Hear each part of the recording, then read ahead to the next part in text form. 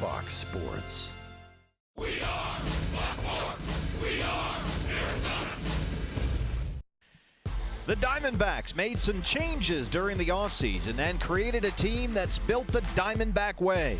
The face of the franchise was traded to Atlanta, and in return, the Diamondbacks receive versatile Martin Prado. Both teams are off to a hot start, and tonight they face off for the first time on Fox Sports Arizona.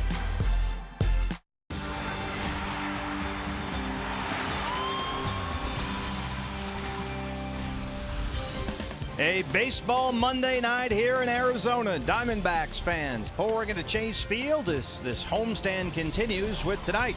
They'll play the first of three against the Atlanta Braves in Justin Upton's return here to Chase Field.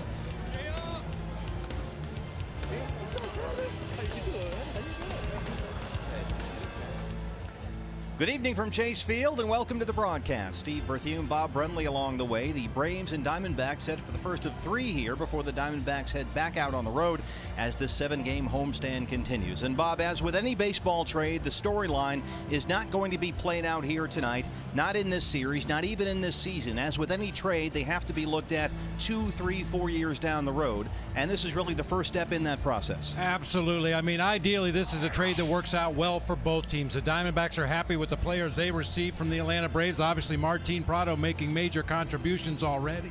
Randall Delgado was the number 3 prospect with the Braves last year, battled for that 5th spot in the rotation. Nick Ahmed's the number 7 prospect with the D-backs. Brandon Drury's hitting .314 in A-ball. Zeke Spruill might be the key to that trade when all is said and done. He's having a great year down in the minor leagues. I think both teams are going to be happy with the players they got when all is said and done. Justin Upton had a sensational month of April for the Atlanta Braves, but as we look at the Diamondbacks, Bob, since the deal, Arizona has actually improved over this time last season. Like I said, they're content where they're at right now. It's a different looking team. It's a different philosophy of how to go about scoring runs, but Diamondbacks playing great ball in the early going, as are the Braves. The pitching is a little better, and as you can see, the batting average is virtually the same. Almost set for the first pitch here from Chase Field. When we come back, we'll take a look at tonight's pitching matchup. Wade Miley on the mound for the D-backs. Brad rejoins us as a pair of elite lefties face off here. It's Arizona Diamondbacks baseball on Fox Sports Arizona. Back with more after this.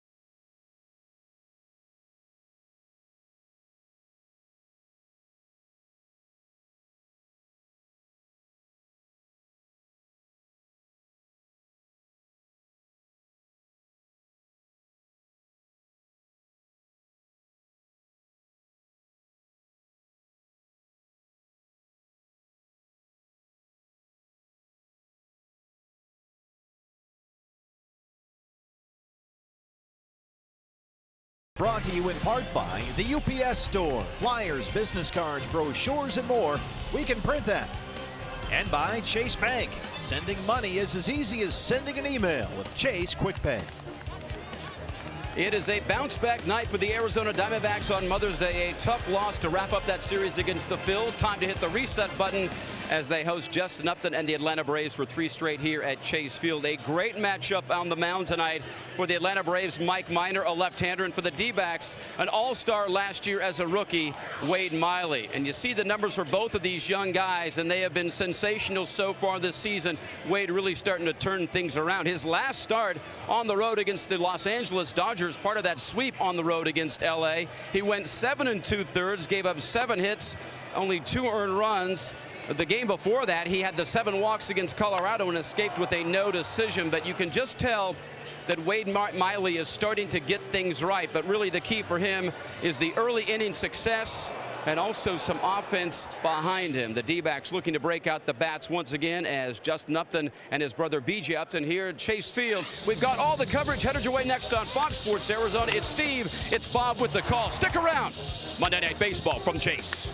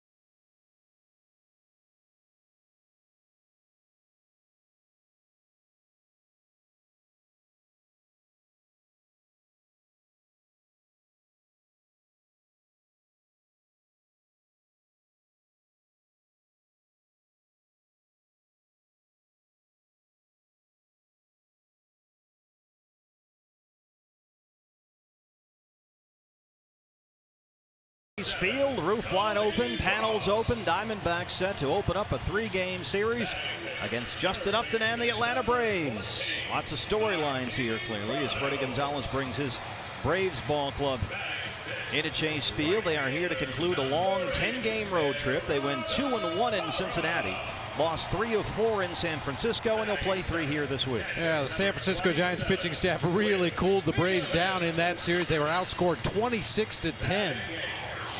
And the lineup for Freddie has the Upton brothers up top. Now Simmons in the leadoff spot, probably not a legitimate leadoff hitter, but by default he finds himself at the top of the order. Then the 2 Upton brothers, Freddie Freeman, a dangerous hitter in the middle of the lineup, and Evan Gattis, a real surprise. We'll get into his story throughout the course of the ball game. Brian McCann back not too long ago from the disabled list, still has some issues throwing the ball. They have power even at the bottom with Dan Uggla and Chris Johnson. Justin Upton will bat in this half inning against the Diamondback starter Wade Miley on the mound. We haven't seen a whole lot of Wade here at Chase Field for whatever reason. This year most of his starts have taken place on the road. Well, he was really good, as Brad said, in his last start, matched up against Clayton Kershaw, one of the best in the game, and Wade Miley got the better of that matchup. Outstanding numbers so far this season. Hopefully throwing a lot of early strikes. That's when he's at his best. Wade Miley is our Arizona Ford Diamondback starting pitcher, and he'll face Simmons, B.J. Upton, and Justin Upton here in the Atlanta first. First of 3 against the Braves here at Chase Field. There's the strike, 0-1. Andrelton Simmons, 250, 4 home runs, and 16 RBIs.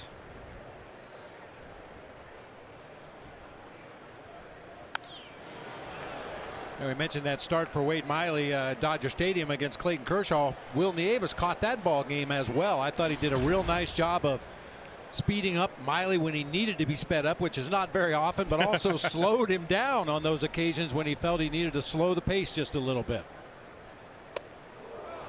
Wade works extremely fast, and sometimes, he has said, a bit too fast, and then things open up a little bit. And hey, you like the pace between pitches, but when he starts his delivery, that's when he needs to be more under control. And Will Nieves seemed to have a pretty good handle on that in L.A. Simmons drives it to left. Cody Ross is in front of the warning track. 1 batter, 1 out here for Wade Miley. Defensively, the Arizona Diamondbacks look as such. Nieves and Wilson out there with the left-hander on the mound for the Braves. Yeah, we mentioned the reason Nieves is in there catching Wade Miley today after his outstanding start last time, and Josh Wilson getting the nod at second base, a right-handed bat against the left-handed Mike Minor. Here is B.J. Upton off to a slow start this year. B.J. Upton at 153, 3 home runs and 6 RBIs. He is stuck in a 3 for 20 slump right now. 11 strikeouts over that span. Brother Justin is on deck.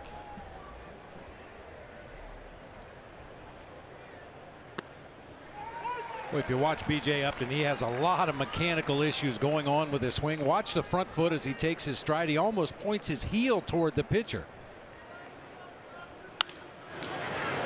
Josh Wilson behind the bag. 2 up, 2 down. Here is Justin Upton. Right fielder, number 8, Justin Upton.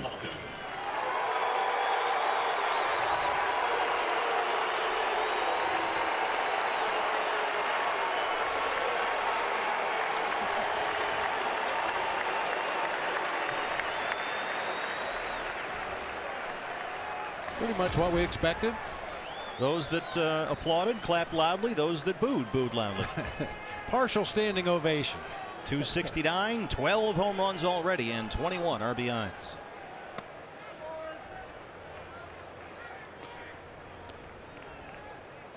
Love and respect.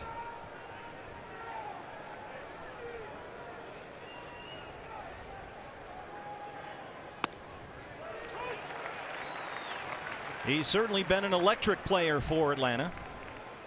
You see his numbers with the Arizona Diamondbacks. 278 career hitter, 108 home runs, an average of 18 home runs a year. Chopper to third base. There's Martin Prado. Tricky hop for Prado. Has to hustle, and he gets Justin Upton. A 1-2-3 first for Wade Miley. Will go bottom 1 here at Chase Field.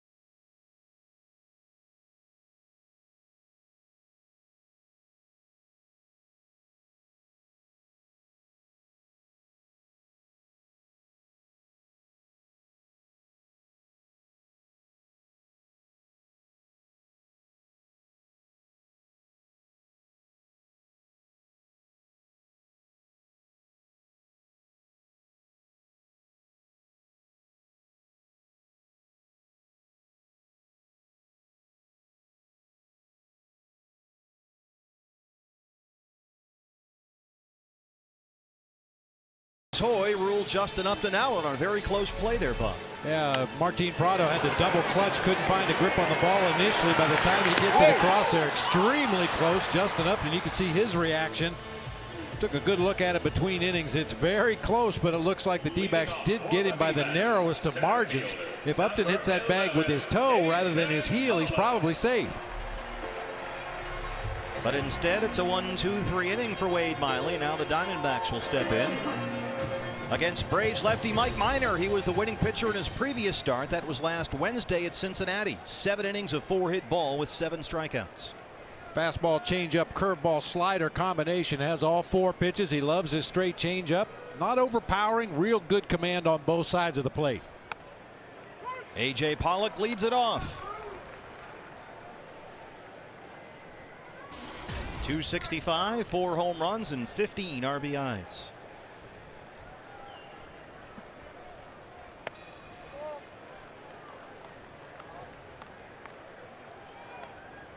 AJ has hit .308 over his last 8 games and is leading the league with 14 doubles.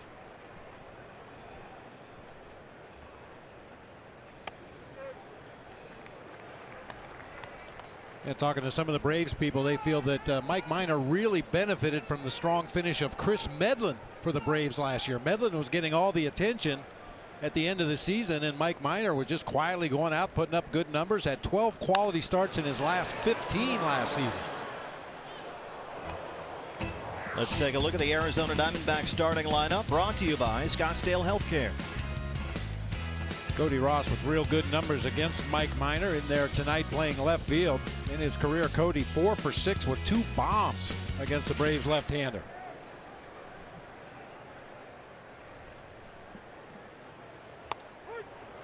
Ring him up, set him down, strikeout for Mike Minor here in the first. This is what Mike Minor will feature. I mentioned he likes that straight changeup. His curveball and slider, sometimes he kind of gets caught in between, and it's more of a slurvy breaking ball, but he does throw both. You can see the difference in velocities. The curveball much slower than the slider. Didi Gregorius. 362, 3 homers, and 3 RBIs.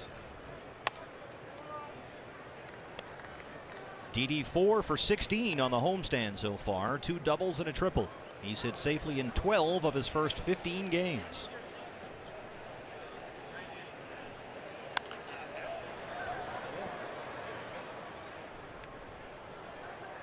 Every time a Diamondbacks player hits a home run this season, Fulton Homes will donate $150 to the Central Arizona Mountain Rescue Association.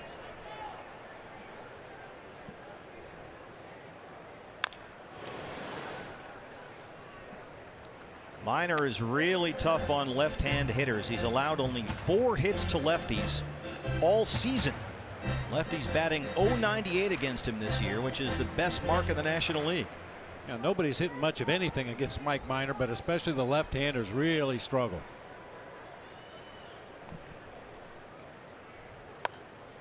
Two and two. I mean, one of the stats I like to look at is the difference in batting average when the pitcher's ahead in the count as opposed to when the batter's ahead in the count. When Mike Minor's ahead, the batting average is 159, which is not unusual. When the batter's ahead, it's only 234. So even on those occasions when he falls behind in the count, he's still able to execute quality pitches and limit the damage.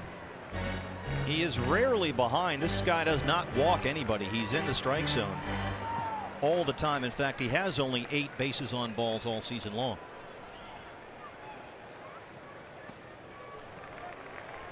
And as I say that, he throws one in the dirt.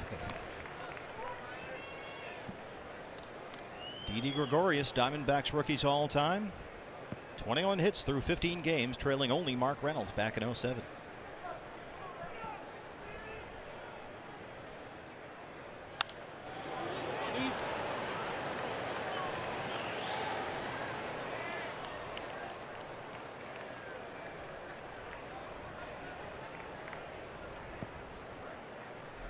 Here's another 3-2.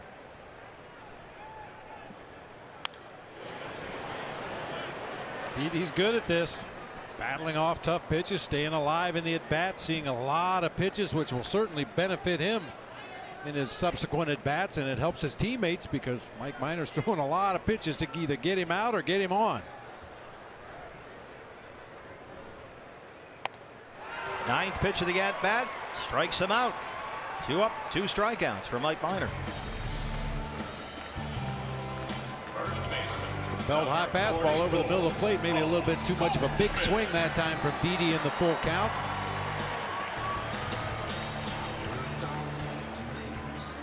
Here's Paul Goldschmidt. 304, 9 home runs, 30 RBIs. The 30 ribbies, second in the league, only one behind Brandon Phillips and Troy Tulowitzki.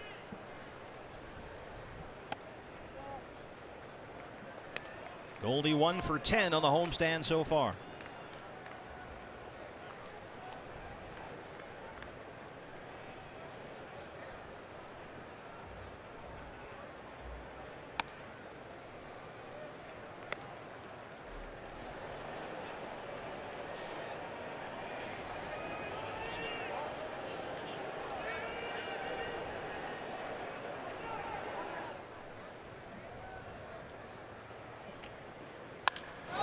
Drives it in the air, high and deep to left, and that ball is Goldie gone. Paul Goldschmidt's 10th home run of the year, 1-0 Diamondbacks.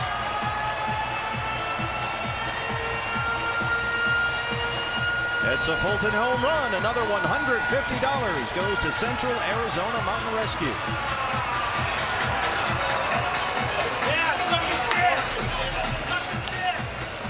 Got a middle of the plate fastball. Paul Goldschmidt is such a disciplined hitter. He rarely gets out in front, pulls the ball to left field, but when he does, it's majestic. Wow. Got the Goldie jersey right behind home plate. Saw the whole thing. Had a great view of it. It's already been a great night at the ballpark. He's got 10 home runs and now is in a tie for the NL lead with RBIs at 31. Here's Cody Ross.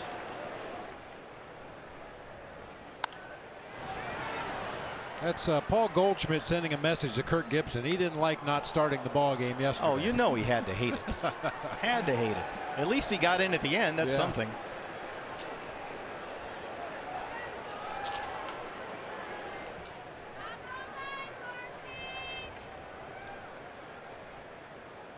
That was a motivator I used to use on Luis Gonzalez, who played every day and hit third every day for us.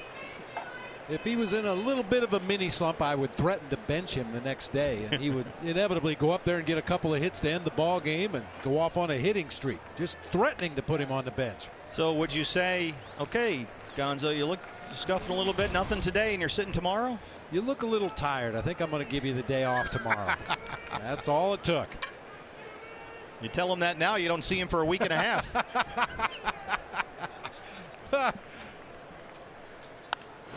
Straight up in the air. Brian McCann is under it. And that's the inning. But the Diamondbacks take a 1-0 lead on Paul Goldschmidt's 10th home run of the year.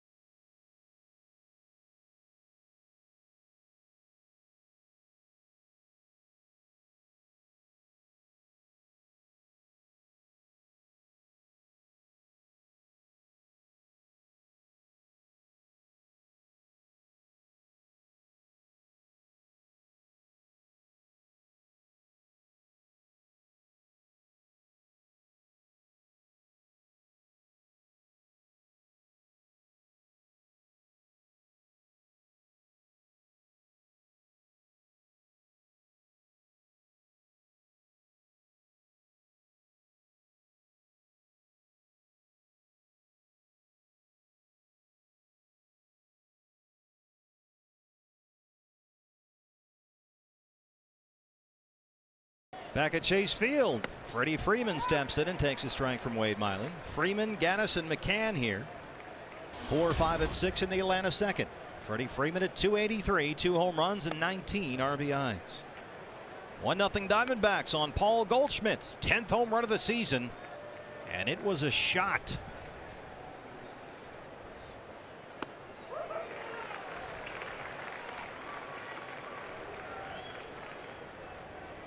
Bench me, I'll show you.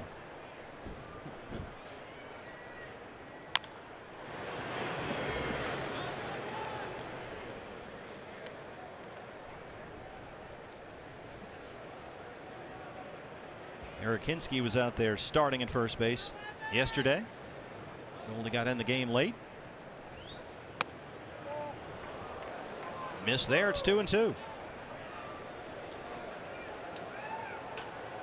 Hey, partner, I know it's very early in the ball game. It looks like Wade Miley has his good command so far, which is always a good sign. And this Atlanta Braves team can punch out with the best of them. Well, we know he was outstanding in his last start Wednesday at Dodger Stadium. 2 runs, 7 2/3, and no walks. His career high in strikeouts was 10 last October 1st against the Colorado Rockies. With the kind of command he's featuring early and the way these Braves swing the bats, he could eclipse that 10 tonight. 18 pitches so far, 13 for strikes. This is a lineup that will have a lot of strikeouts in it. Freeman, Paul Goldschmidt, the backhander, spins and throws, and Wade Miley covers. One away here in the second. More Goldie defense.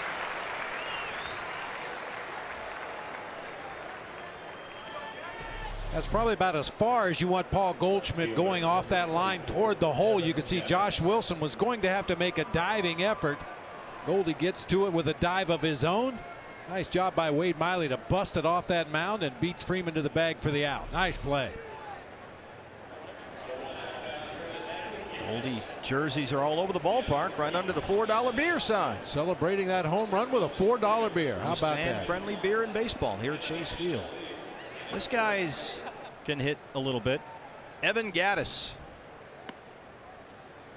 Gaddis was named National League Rookie of the Month in April. He led all Major League rookies with 6 homers and 16 RBIs last month. He's got 7 on the year at 259.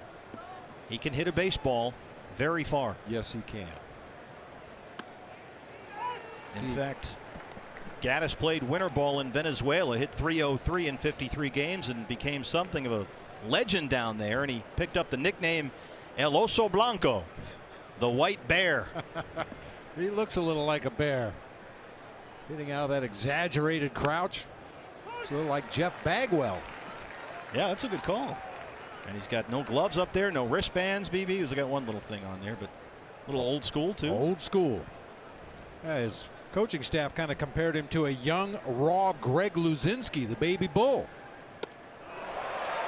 Like we said, they will strike out.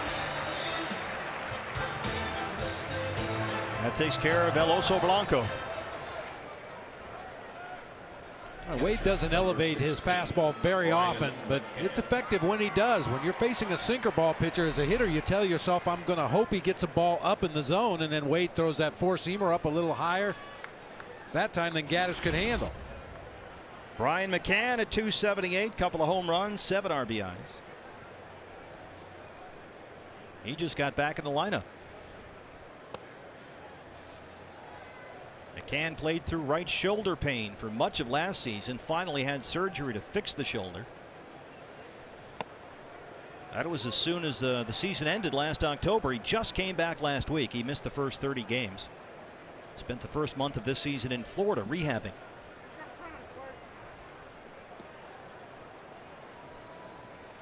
And he is a difference maker certainly in this lineup. Boy, offensively, no question about it.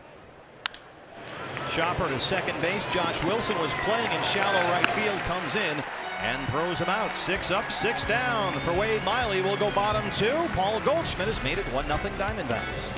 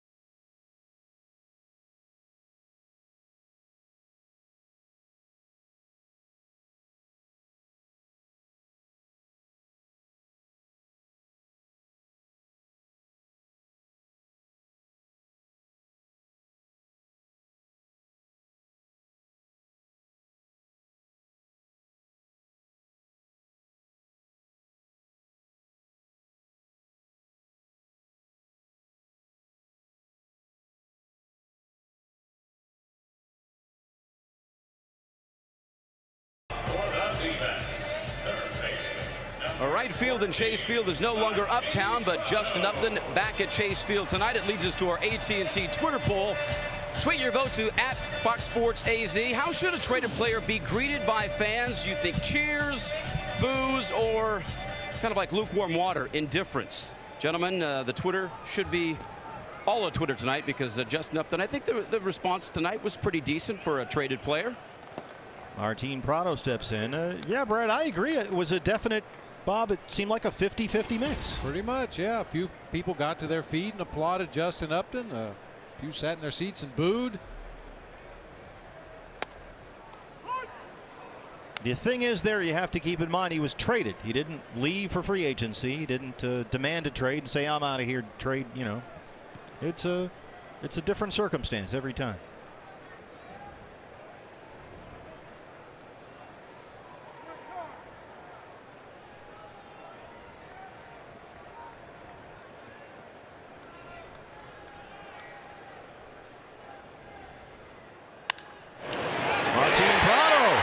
Gets by Chris Johnson and into left. Prado aboard. Second base hit for the Diamondbacks against Mike Minor.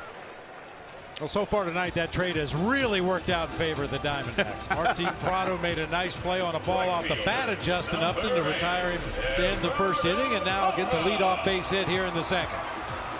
We're winning the trade. Right by Chris Johnson, former Diamondback third baseman.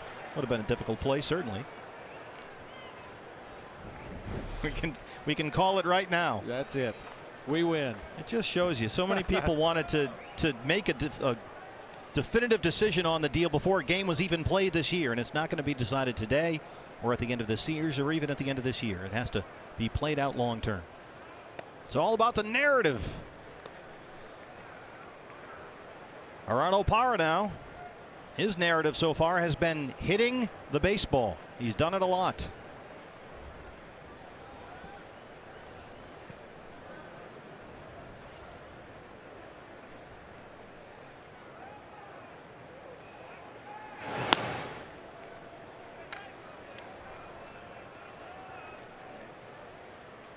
It's a little awkward too for Martin tonight, playing against all his former teammates. I saw him greeting a lot of the Braves in front of that first base dugout while the D-backs were taking batting practice today. But yeah, once they play that song, once the anthem is sung, they're the enemy. Parra, Freeman backhands it. Simmons, can they turn it? Nope. They get the force at second, and Parra's aboard. Freddie Freeman quick to turn that one.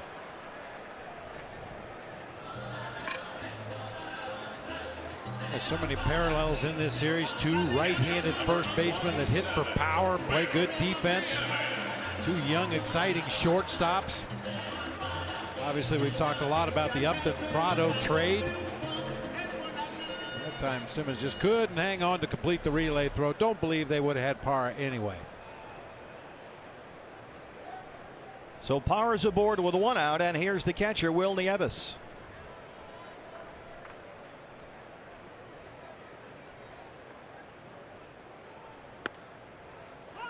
Oh, 0-1. Well, Nieves got a lot of extra instruction today from Don Baylor during batting practice. Just judging from what I could gather by their body language, Don was telling Will to be careful about tucking his right elbow in against his rib cage. That causes him to drop the barrel of the bat, not the angle you want coming through the hitting zone. See if he tries to keep that back elbow up just a little bit higher tonight.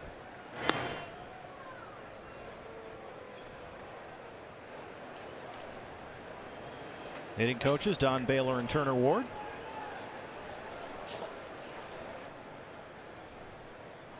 You might see the Diamondbacks be a little more aggressive on the bases than they normally would be. Mike Minor doesn't have a great pickoff move to first base, and Brian McCann, as you mentioned, coming back from shoulder surgery, just doesn't have the arm strength that he once did back there behind the plate.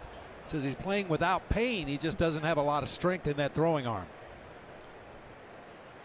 It was a long rehab process. Now Turner Ward, Bob, has a stopwatch in his hand with a guy on base. What's he timing? Well, the deliveries to home plate, usually 1.3 seconds from the time the pitcher lifts his leg until the time the ball hits the catcher's glove. Anything less than 1.3, it's probably not a good idea to attempt to steal. Anything over 1.3, you've got a pretty good chance. One of the many duties of the assistant hitting coach. Steve Sachs also. He's got a stopwatch back there as well. 0-2 to Wilnie Evis.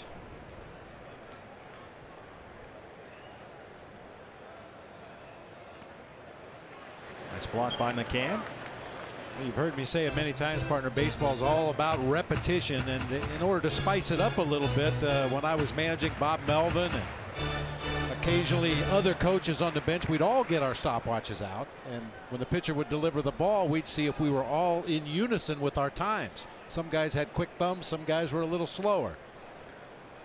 The human element, one might say. There you go. That may be the only time I like the human element. Here's the 1-2 now.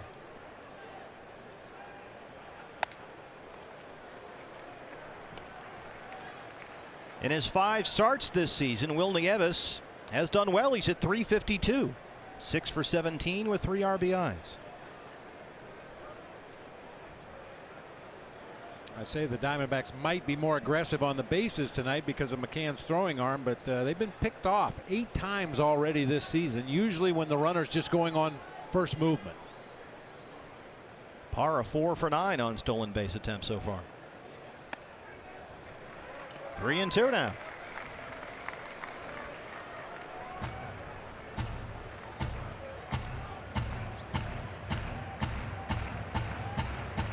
And a 3-2 count. If the run sign is on here for Gerardo Parra, you play it like a hit and run. You cannot get picked off if you're running on a 3-2 count. Make sure that pitcher's going home before you break for second base and put it on the guy at the plate to protect you. Parra holds. Nieves strikes out. 2 down here in the second here at Chase Field. You have guest relations. How may we help you? You got an issue, BB? Yeah. I'd like to buy seats for another game. I got this, I got that. They take care of you. Absolutely. Most fan-friendly ballpark in all of baseball. Anything you want, we've got it here. 99 degrees outside. Had the roof shut all afternoon. A nice cozy 78 here inside, even with the roof open. Here's Josh Wilson.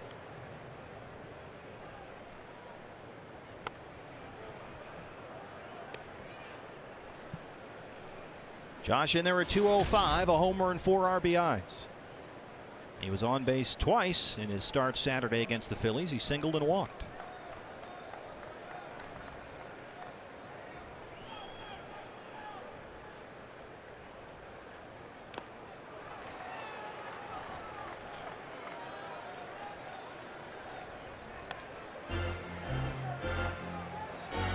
In the last 8 games he started for the Diamondbacks, Josh has hit .214. A double, a homer, 3 RBIs. Driven in 3 with his bat and probably saved about 8 or 9 with his glove. His defense has been sensational at second base. Really has. He's ahead here, 2-1. You'd love to see him find a way to reach right here and get Wade Miley to the plate in this inning. Clear that pitcher, roll back around to the top of the order. Matt Williams orchestrating at third. There is Wade Miley on deck. Wade has a home run this year.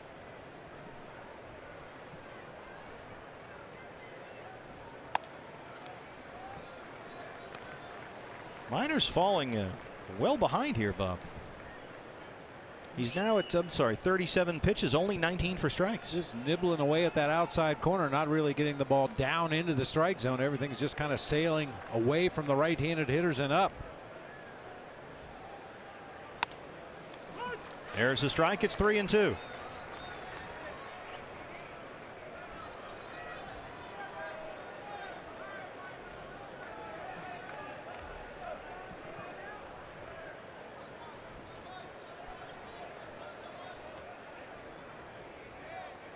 There goes Parra. Fouled away. We'll do it again. See, he doesn't look good clean. It looks unusual. It's like that white uniform is blinding. We need to scuff it up with some dirt, some pine tar, some eye black. I know you remember the name Casey Candell. Oh, sure. When he played with the Houston Astros, he used to come out of the dugout before batting practice and literally roll on the warning track to get his uniform dirty. Like a golden retriever. Right away. There goes Parra. Ball 4. They clear the pitcher, 2 on and 2 out here. Just the 9th walk issued all season by Mike Minor, and he walks the 8th hitter here. Not only did Casey Candaele come out and get dirt on his uniform right away, he wouldn't change. You know, a lot of players come out, they go through their pregame workout, they break a sweat, they go back inside and put on a dry uniform. He'd wear the same dirty uniform all night long, whether he played or not. Wade Miley 1 for 11. The one, a long home run in San Francisco earlier this year.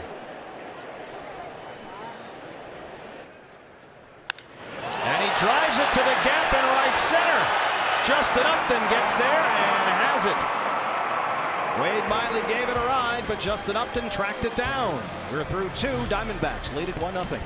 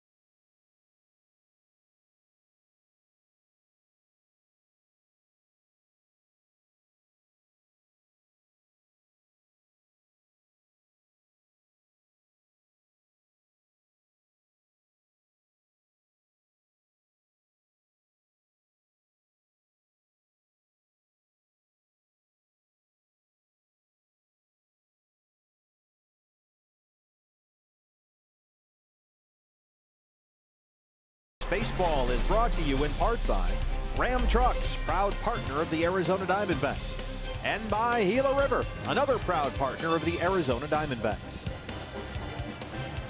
FoxSportsArizona.com has all your online local sports coverage you just can't find anywhere else. Right now you can read Jack McGruder on there about Justin Upton's return here. There's Jack in the press box. Tyler Lockman right beside. Analysis on tonight's game. Fox Sports Arizona girls check out the scene at Cardinal Star charity golf outing. So a lot going on as always at Fox Sports Arizona. There is the fourth estate working hard here. Dan Uggla, Chris Johnson, Mike Minor.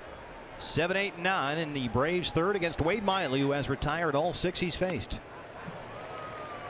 Dan Uggla will do that a lot.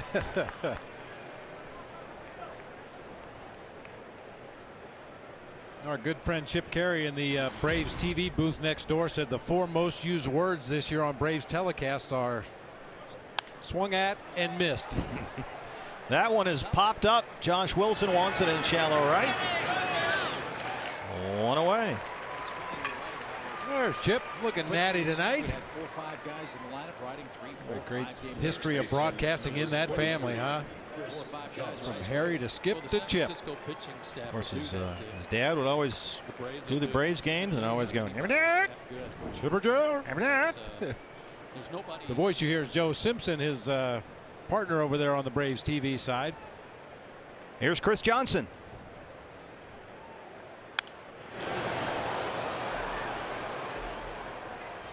Chris, of course, part of the Justin Upton Martin Prado trade, and they're 307, 2 homers and 9 RBIs. He does not have a base hit this month.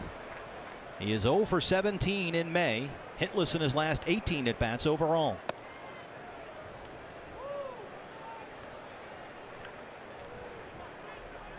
I'd say they safely lead the league. And I think they will throughout the entire season. That was always the great debate, Bob, about the trade. Yes, you're going to get guys like Uggla and Johnson and, Downing and Justin Upton and B.J. Upton, they're going to hit some home runs. They're going to have some exciting games. You're going to win a lot of, 10, 12-run games. But you're going to have a lot of unproductive at-bats as well. A lot of quick innings. Base hit. Chris Johnson snaps an 0 for 18. He's aboard with one out here in the third.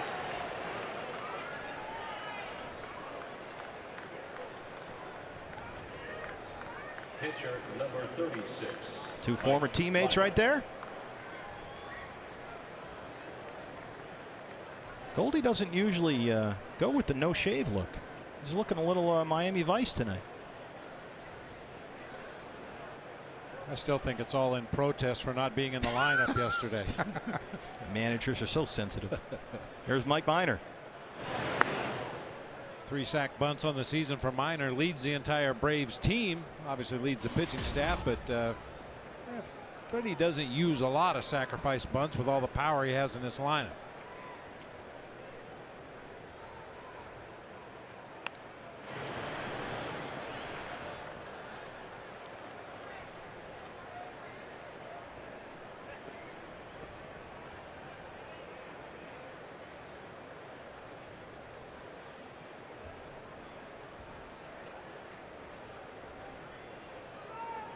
Diamondbacks lead at 1-0. Paul Goldschmidt, a solo shot in the first inning, his 10th home run of the year.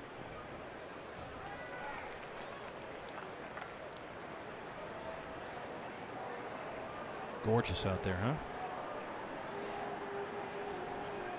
Everybody's inside the ballpark.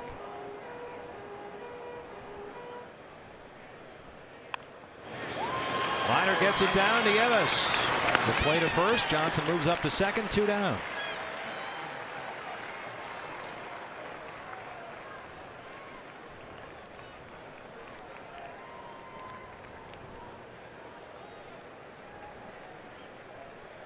Shortstop Andrelton Simmons. As you'll notice, sometimes those strikeouts catch up with you. Now, granted, they've run into some good pitching here, but they got off to that sizzling 12-1 start. But since then, Bob, look at the ERA, 4.63. And their runs per game have dropped almost, well, not quite half, but wow, that's a lot. Andrelton Simmons flying out his first time up.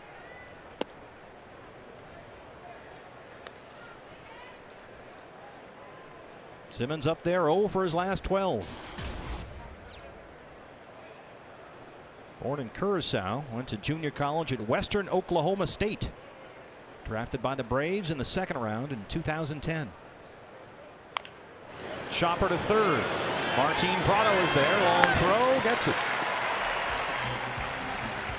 We'll go bottom 3. Paul Goldschmidt coming up. Diamondbacks lead at 1-0 on a Goldie home run already.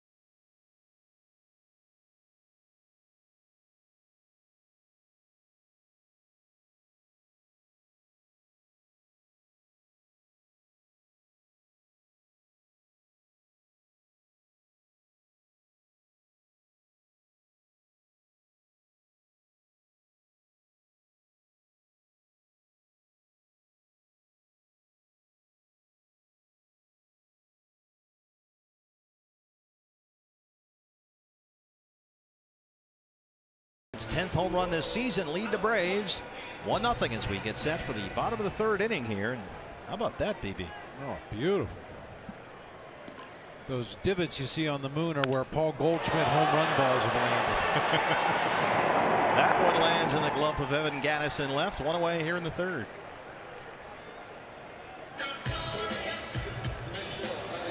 A little cornhole here at the ballpark outside Mountainside Fitness. Nice. You know, we're thinking about getting one of those for the backyard. It doesn't look like much, but once you start doing it, you ever done that? It's addicting. Yeah, it really is. Yeah, it is.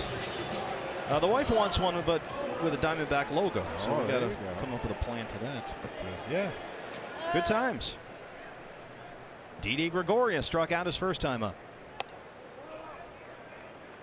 That's a good backyard game because you really only need one hand. You can use your other hand for other things. Glass of lemonade. Yeah, sure. Yeah. Iced tea.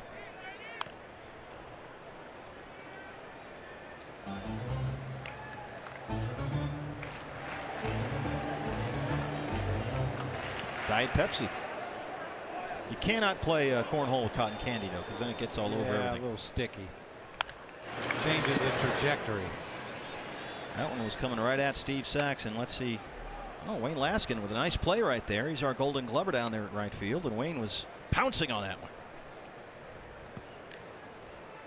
Harold Flieger's down there in left. Got his game face on. 2-2 now. Hey, D-backs fans, anytime the D-backs score 6 runs or more, Taco Bell's giving away 3 free tacos with the purchase of a large drink between 4 and 6 the following day at participating locations. Ground ball is short. There's Andrelton Simmons. He has not made an error this year. 0. 2 down here in the third. He's been really good at shortstop. There is some speculation within the Braves organization that he may end up moving to the third base position at some point in the future. Still very wiry. I don't think he's going to fill out, get bigger, get stronger, and might necessitate a move over to third base. Yet to commit an error this season in 146 chances going into tonight. And he has become a defensive superstar at short. Paul Goldschmidt. Goldie homers last time up, his 10th of the year. RBI number 31 to tie for the National League lead with Brandon Phillips and Troy Tulowitzki.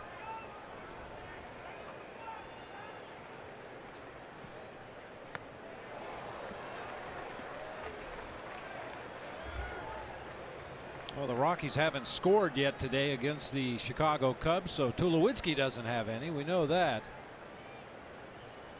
He doesn't have an RBI. That is news. Goldie finds a gap. It gets down in left center. Gattis is there. Goldschmidt will go for second. Here's the throw.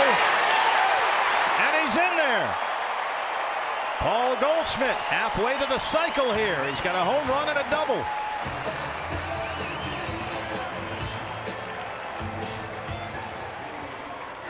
I know we keep stats on everything. I don't know if there's a stat for hustle doubles, but if there is, I think the Diamondbacks have to be leading baseball. A little soft liner into left center field. Gattis gets to it in good shape. He's a catcher by trade. He has a strong throwing arm, but Goldie turns the corner, heads into second base, and gets himself into scoring position with 2 outs in the inning. Cody Ross. You mentioned that, Bob, and I think it's important. Gattis is a catcher.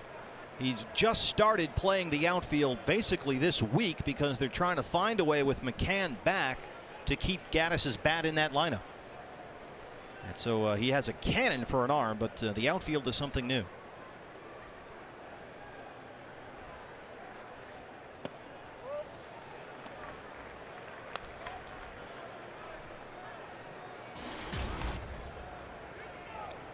Cody batting .360 over his last 8 games. He has reached base safely in 12 of his last 13.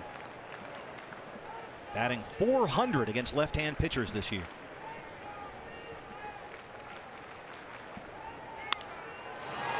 Right field, Justin Upton. Drifts under it, and that's the inning. Diamondbacks get a Paul Goldschmidt double. They strand the runner. We're through 3, 1-0 D-backs.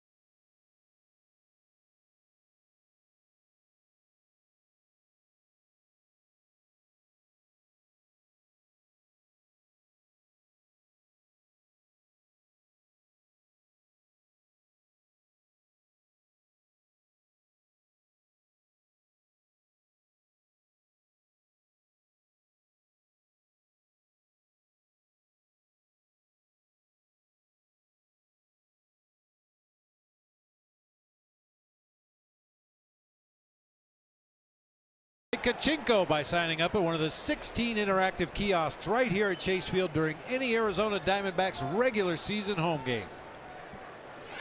And walk away with a signed game piece. You never know who you're going to get on your Kachinko game piece. B.J. Upton, Justin Upton, Freddie Freeman. 2, 3, and 4 here in the fourth against Wade Miley. He has retired 9 of the first 10 so far on an absolutely gorgeous night here at Chase Field. It is just beautiful up there.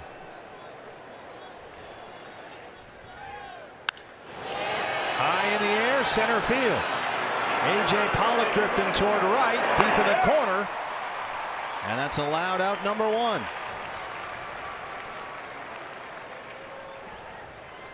Right fielder Justin Upton.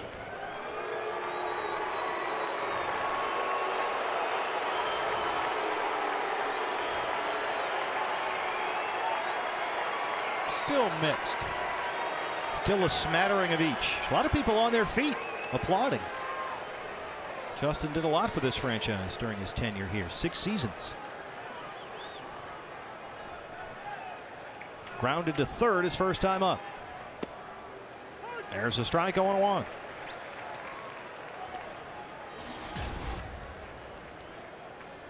"12 home runs in April. National League Player of the Month. However, it's been 14 games since Justin Upton last homered. And during that stretch, he's batting only .205. 16 strikeouts since his last home run. That's kind of been the history of Justin Upton. When he's hot, he can carry a team for weeks at a time by himself. And when he's cold, he gets really cold. And he lines one over the head of Didi and into left field. Justin Upton aboard. Second base hit for Atlanta.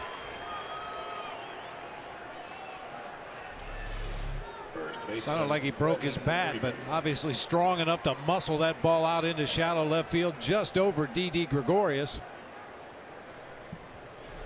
And we documented the Braves' decline here. Started out the season 13-2, and during that time Justin Upton hit .328 with 9 homers, 13 driven in. In the 22 games when they went 8-14, he only hit .222. You see the last 16 games now, 196 with only 1 homer and 5 driven in. Speaking to the streaks we talked about.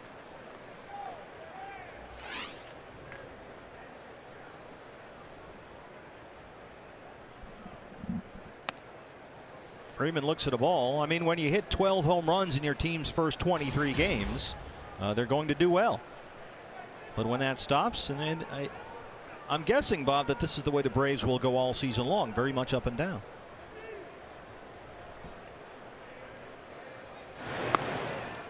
Justin Upton with 3 stolen bases this year. He has not yet been caught.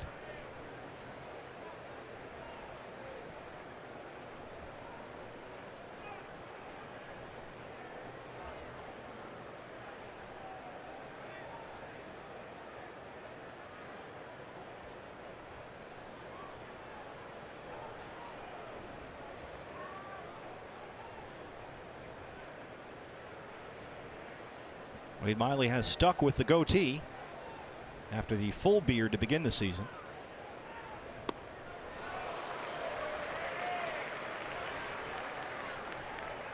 I have a feeling by the time the hunting season rolls around after baseball season, we'll see the full beard once again.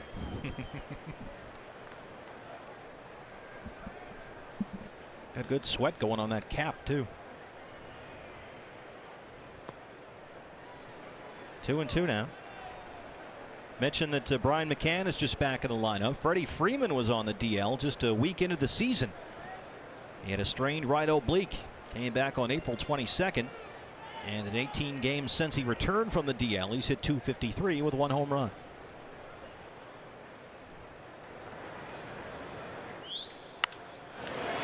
Left field down the line, hooking on a play.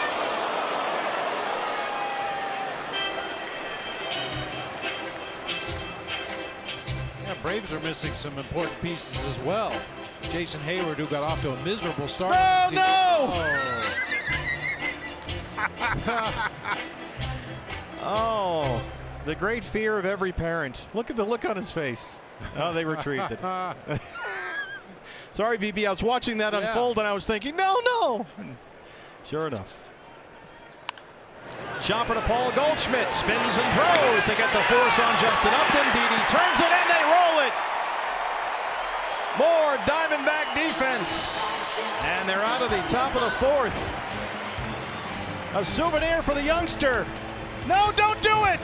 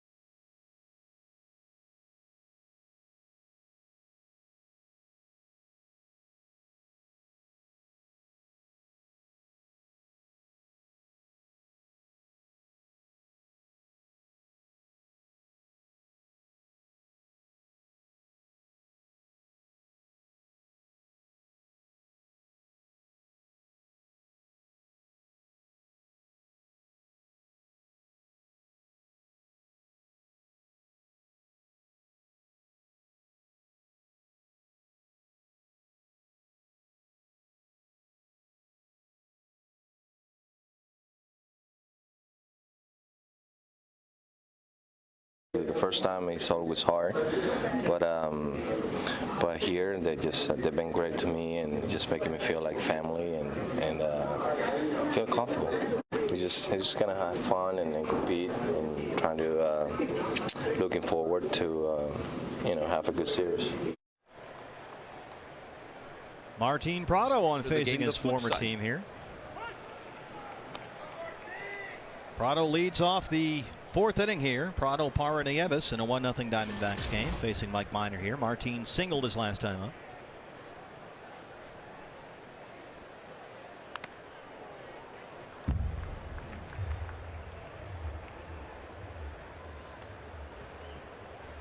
That was Martin Prado with our Geico quote of the game, Bob. Yeah. It's an odd feeling for a guy when you get traded. You know, you go to a new ball club. You may have a friend or two on your new team, but you leave a lot of friends behind.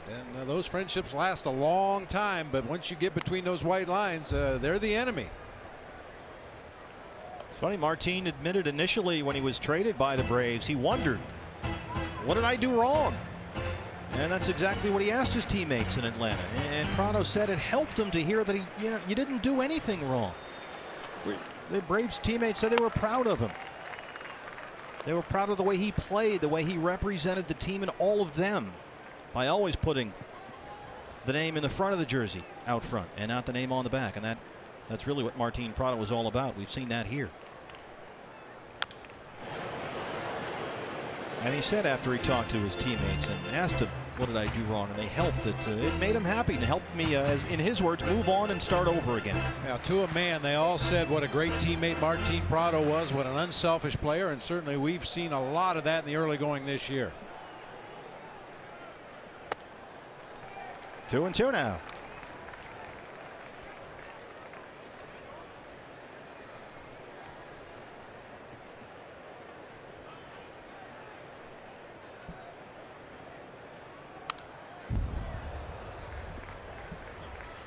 Chance to do some meets and greets during batting practice.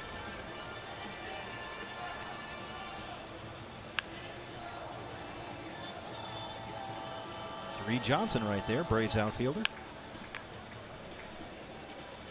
Here's another 2-2.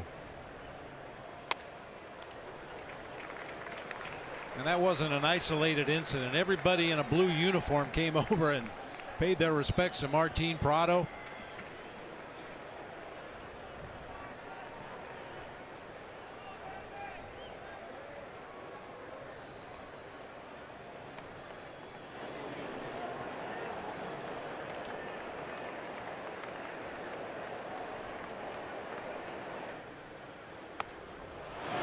Did he go? No, he did not, says James Hoy. And Prado leads off the bottom of the fourth with a base on balls. He's been on base twice tonight. Boy, Bob, the Minor had only walked 8 guys all season long. He's already walked 2 here tonight. I mentioned it before. It just looks like he's really nibbling at that outside corner. We were told that he works his fastball and breaking ball on both sides of the plate. Usually tries to keep his changeup away from the righties, but almost everything we've seen in this ball game has been away, and just can't seem to find that corner consistently. Gerardo Parra 0 for 1 so far.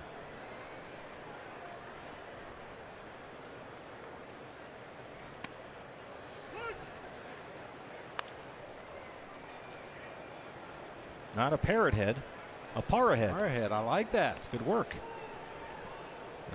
Got a custom-made D-backs jersey too. Raleigh Fingers in the house. Isn't that the guy that said he was my long-lost brother? How many relatives do you have? Apparently one more than I knew about. My long-lost brother. Looks like the handlebars on my motorcycle.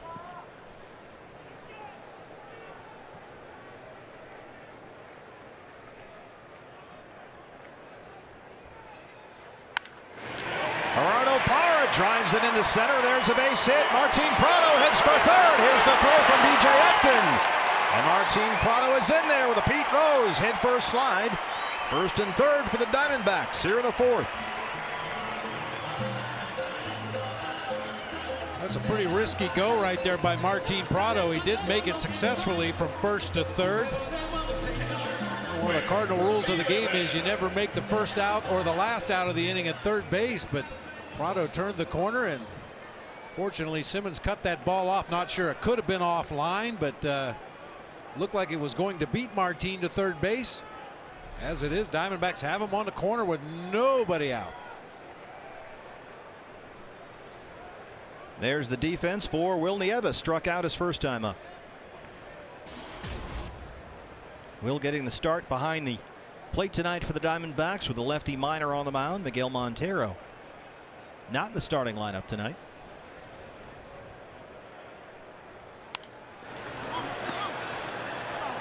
Steve, you talked about Minor's command and control, and he walked very few guys coming into this start.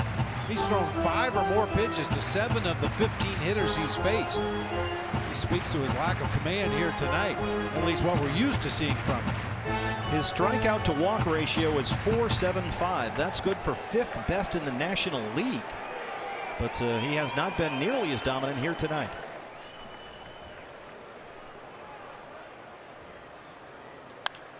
Nieves skies it way up in the air. B.J. Upton under it. Prado will tag. Here he comes. Here's the throw. And they got him at home. Parra tags and goes to second. Prado thrown out at home. Bob, that was awfully shallow to try that there.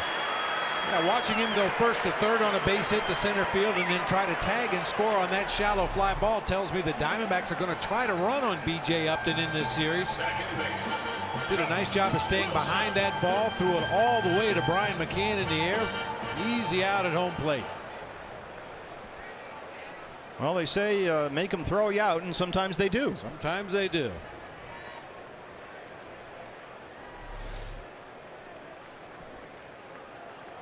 So Parra's on second, 2 outs now. Here's Josh Wilson. Yes, he went, James Hoy.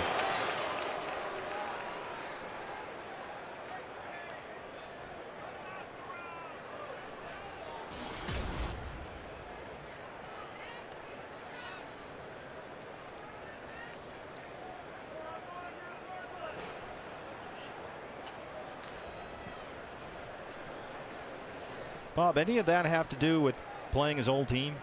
Yeah, it certainly could have. He's trying to do a little bit too much, show the other team they made a mistake in trading you away, even though Martin is very glad to be here in Arizona. I'm sure he'd like to put some runs on the board against his former team.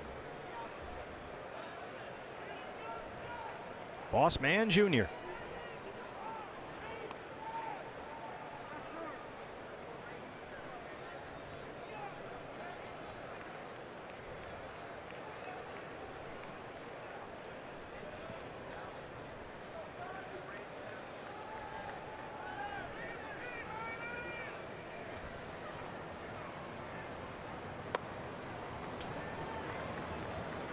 McCann will have a conversation with Minor, who just can't find it here.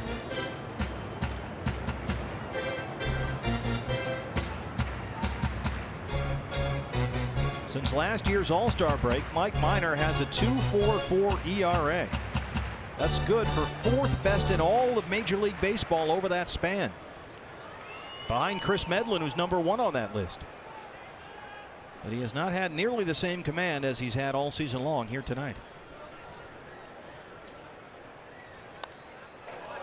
Ooh, watch out.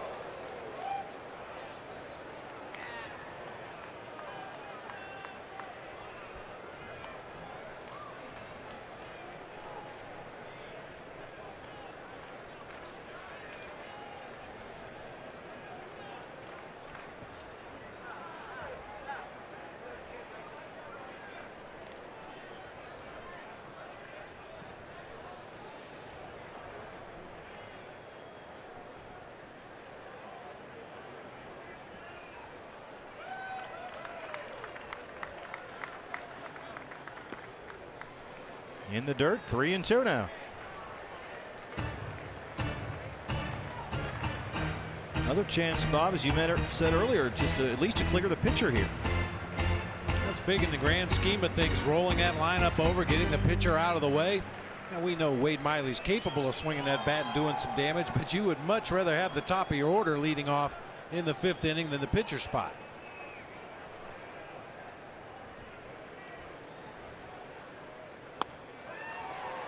Struck him out looking. 4th strikeout for Mike Minor. We're through 4. Diamondbacks lead 1-0.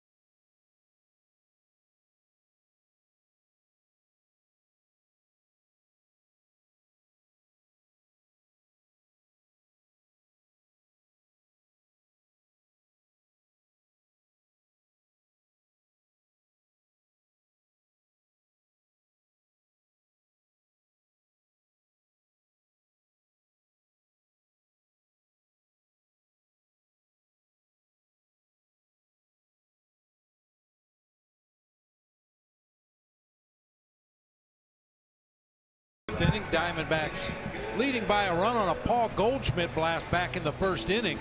Good night to be out at the RamTrucks.com pool. They've even got food out there tonight, partner. Wow, you're like a dog with a bone on that one. And it looks like good food. A lot going on out there. As always, RamTrucks.com pool area. Wade Miley looking great so far. Only 2 hits. Rolling along here.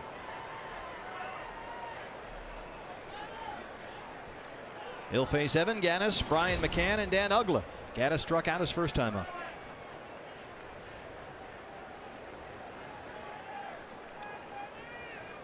El Oso Blanco.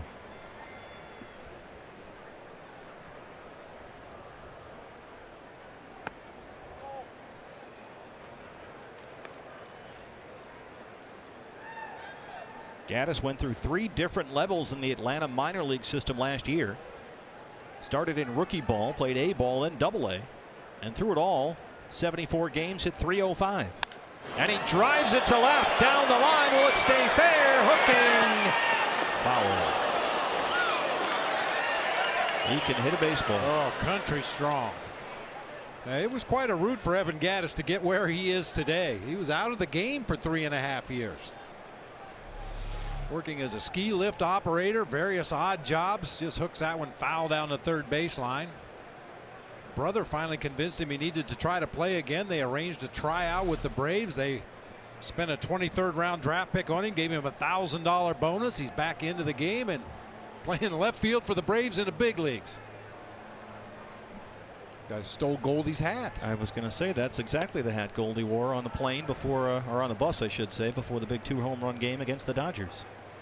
Only Goldie had a black jacket. He looked like Wyatt Earp. He looked like Kurt Russell in Tombstone. He had the whole black jacket, black hat thing going.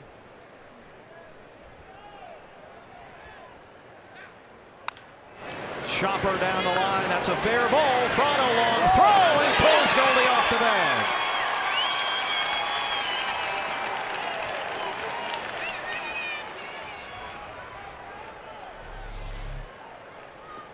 Not an easy play for Martin Prado in foul territory, way behind the bag at third. But I think an accurate throw. They get Gaddis at first base. See how they rule it. Still thinking about it. That is E5. Brian McCann now. McCann grounded out to second his first time up. First error of the season for Martin Prado. Fans may recall earlier in the season he was given an error on a very tough play, was later changed.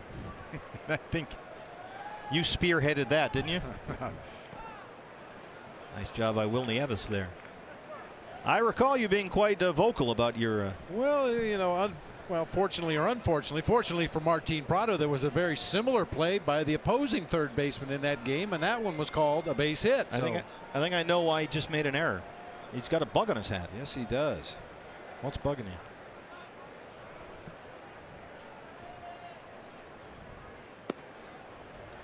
A little bit of a mini shift on here for Brian McCann.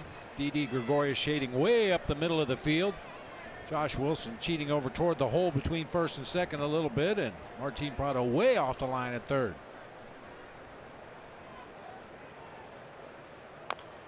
McCann chops one foul. Interesting that they changed that. It was, I want to say 3 or 4 days at least after the error that they changed the ruling, right? So what happens in the interim? Are there campaigns, people picketing outside offices? Phone calls? Video review? What a novel concept. That bug is still there.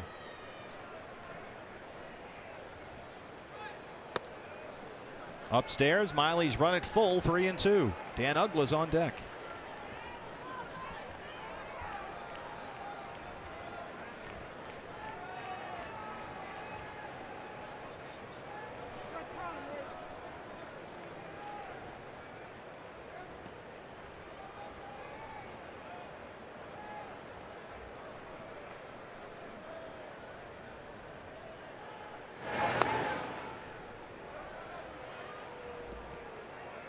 .57 pitches now for Wade Miley. 38 for strikes.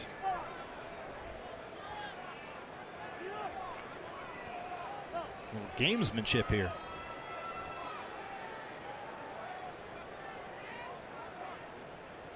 Brian McCann, high school in Duluth, Georgia. Drafted by the Braves, second round pick back in '02.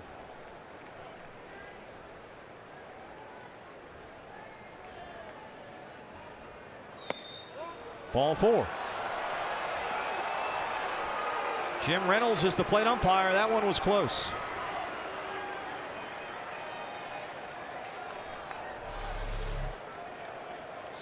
Breaking ball that's up at the top of the zone. I've said it many times, you rarely get a called strike on a breaking ball that hits the top part of the zone. It just looks too high for an umpire. Well, this is where you run into trouble putting guys on ahead of some of these guys. You don't want those solo shots to turn into 3-run homers, and Dan Uggla can certainly do that. Popped up his first time up there. Hitless in his last 3 games. Now 0 for his last 11.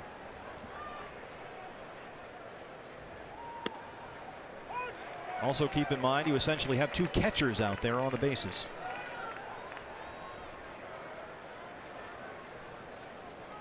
Gaddis at second, who's in left field tonight, and McCann just returned from the DL, catching.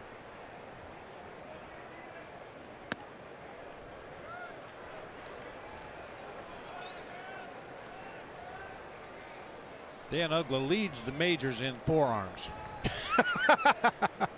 This guy eats spinach right out of the can.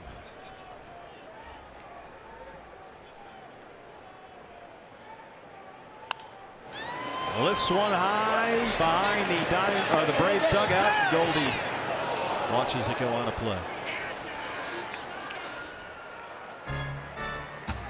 I've told the story before when I was managing the Diamondbacks and Dan Uggla was a farmhand in the minor leagues. He was one of the guys we would always bring across the street to play in big league games from time to time, along with Connor Jackson and Carlos Quentin.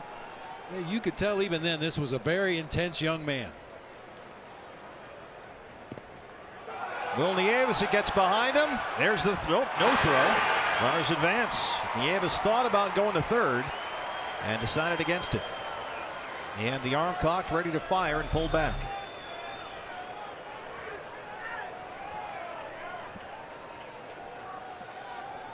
Just snuck under. Wild pitch. So now it's second and third, nobody out. And Uggla up there with a 2-2 count. 3-2.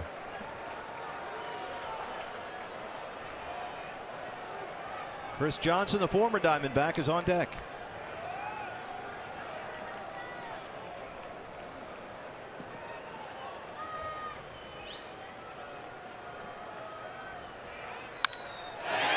Center field, A.J. Pollock backing up at the track, at the wall. He's got it.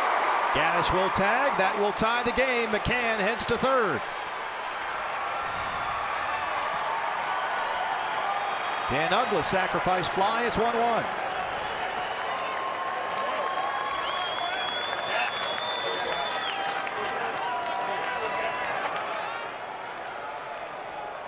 Baseman Chris Johnson. A wild pitch becomes big now, moving those two runners up to second and third base. Gaddis able to tag and score easily on that drive to the wall in center field. Better relay there. They may have had a play on Brian McCann at third base. As you mentioned, not a fast runner by any stretch of the imagination. Chris Johnson drives one to left. Cody Ross looks up, and that's gone. A two-run home run by Chris Johnson. His third of the season, and it's 3-1 Atlanta.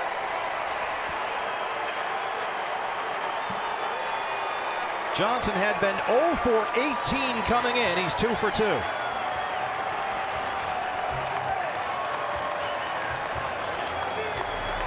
Looked like he really went down and got this pitch. A slider that was working its way down and in. He intercepted it before it could get to the spot. Line drive homer into the bleachers in left.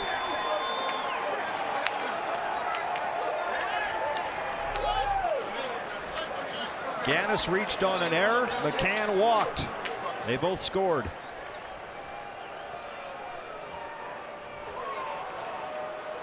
Chris Johnson, the former Diamondback, back here at Chase Field.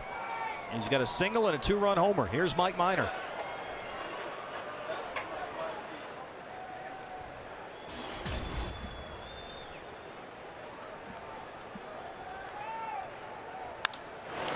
Minor lofts one to left field. Cody Ross is there, camped out underneath.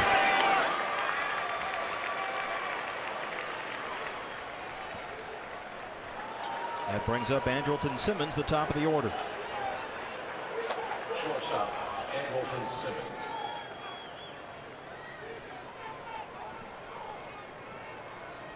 Simmons is 0 for 2. He's flying out and grounded out.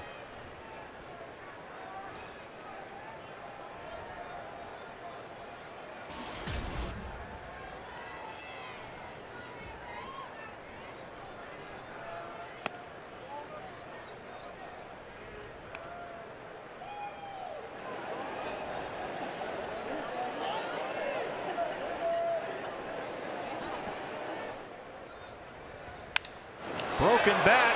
Josh Wilson behind second base. Paul Goldschmidt corrals that one. And Josh Wilson makes another spectacular defensive play for the Diamondbacks. But the Braves get 3 in the inning, including 2 on the Chris Johnson home run. We'll go bottom 5 here at Chase. D-backs trail at 3-1.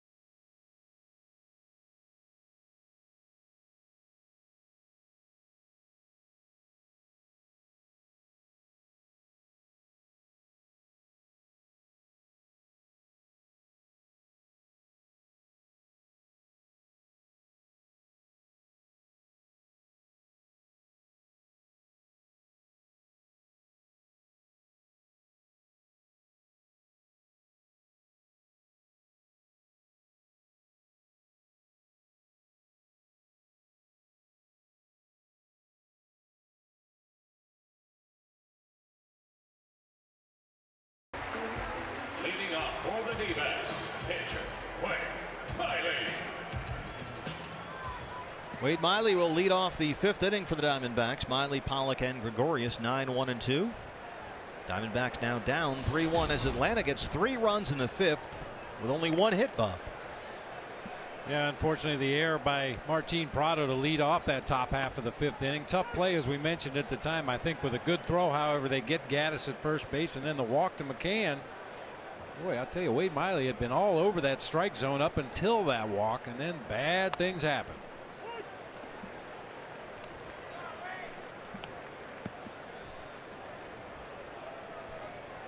I mean, it's almost a given. This Braves team is going to hit some home runs. You just want to limit the damage. Solo homers don't hurt you that bad, but you put a couple guys on via the walk or an error, and suddenly it's a 3-run bomb or a 2-run bomb, and you're looking at a deficit. Try and keep him to solo shots if you can. Here's the 1-2. Chopper to second base. There's Dan Uggla. And Miley is retired. 1 out here in the 5th. Well, we lead the league in love, BB. Had another wedding proposal during the commercial break. This seems to be the place. It's almost, we're averaging almost 1 a night, I think.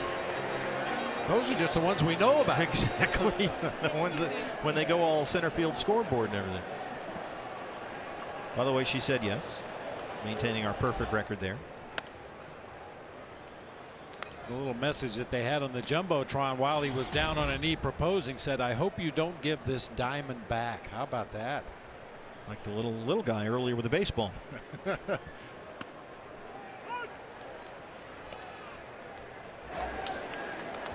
46 years, BB. Absolutely. Nice going. Congratulations. Stop.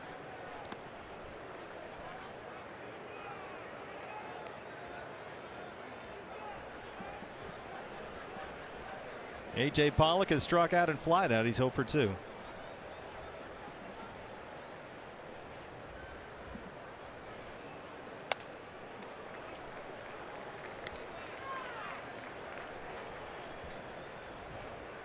Mike Minor now at 80 pitches, 46 for strikes.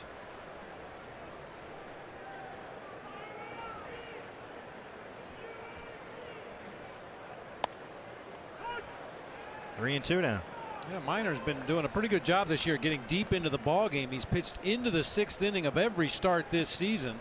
3 times he pitched into the 7th and once into the 8th. But the pitch count may shorten his outing tonight.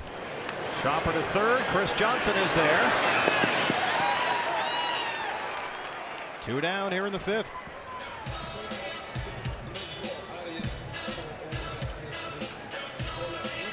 Minor has only one previous career start here at Chase Field. That was last April. He allowed only 5 hits over 8 innings, had 9 strikeouts in what was a 10-2 Braves win. Didi Gregorius has struck out and grounded out. He's 0 for 2.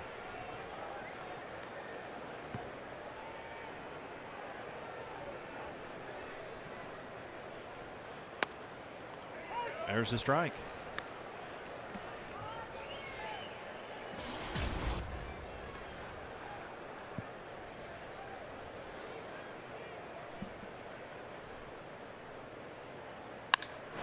Base hit. Lines it into right. 2-out single here for the Diamondbacks. They have out-hit Atlanta so far, 5-3. First baseman, Paul Goldschmidt.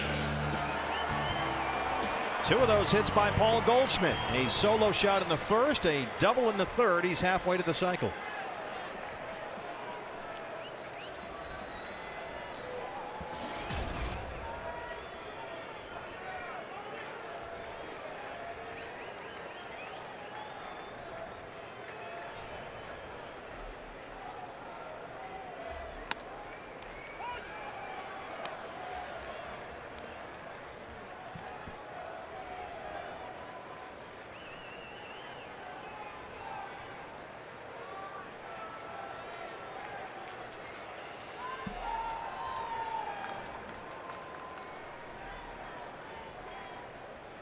There goes Gregorius. Here's the throw from McCann.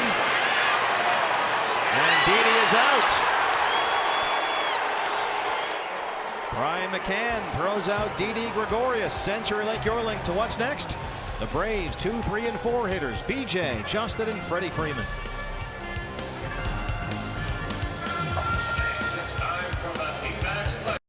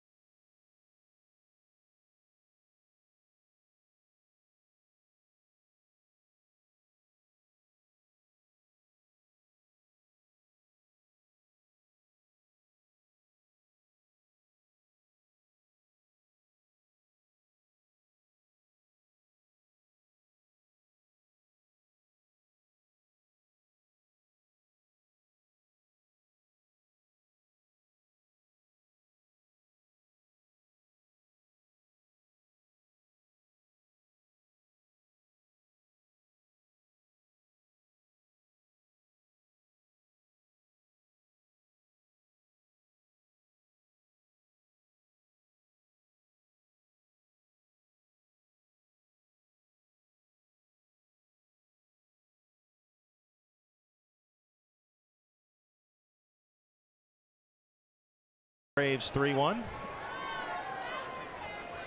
Boy, in my humble opinion, that's not the right time for Didi Gregorius to try to steal a base right there. You've got the best power hitter in the D-backs lineup at the plate, trailing by a couple runs in the game. He has already hit 1 homer tonight. Obviously has a pretty good beat on Mike Minor.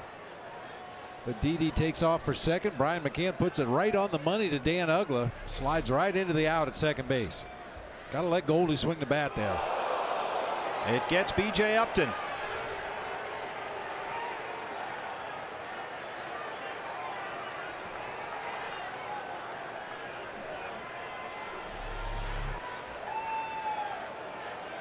Oh, right on the left shoulder, just overthrew that pitch. That's one thing about Wade Miley. Unless he gets upset out there on the mound, you rarely see him overthrow any of his deliveries. He to use the cliche, stays within himself. That time it looked like he just tried to overthrow that fastball. We've seen him do that before, Bob, when he tries to maneuver the ball too much and think too much, and he says he's better off when he doesn't think and just throws it. Tries to be a little too fine, and that's when it historically has gotten away from him.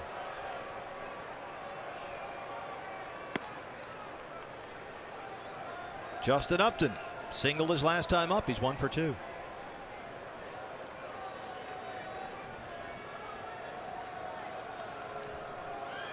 Second hit by pitch of the season already for Wade Miley. He only hit 2 all year last year. He's behind 2-0.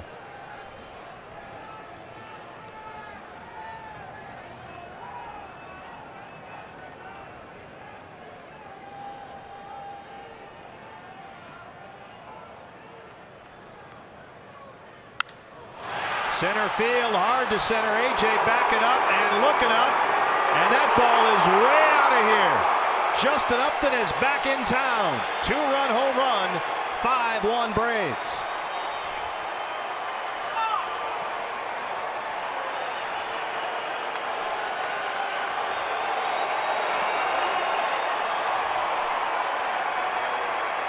Last season, home run number 13 came on September 8th. Tonight, May 13th. Hanging changeup, up and out over the plate. Miley even slowed down his delivery a little bit, really telegraphing that pitch. We know what kind of power Justin Upton has when he can get those arms extended. No doubt about that one.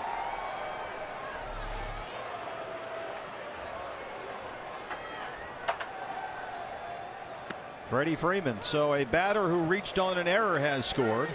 A batter who was walked has scored. And a batter who was hit by a pitch has scored. Freeman finds the gap. It hops off the wall. Pollock will play the carom. Freddie Freeman stand-up double.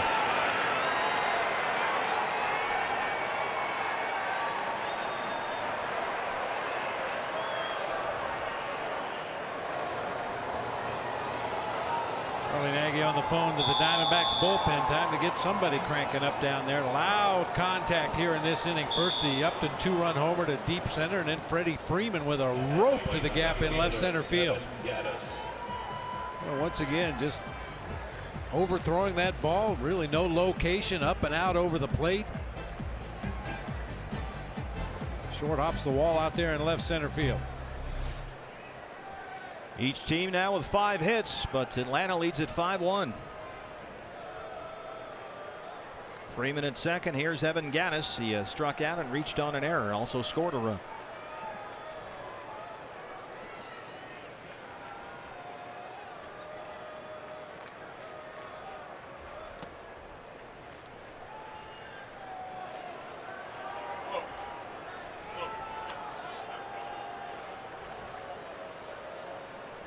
"14 games without a home run, and Justin Upton is back on the board. Number 13 here tonight.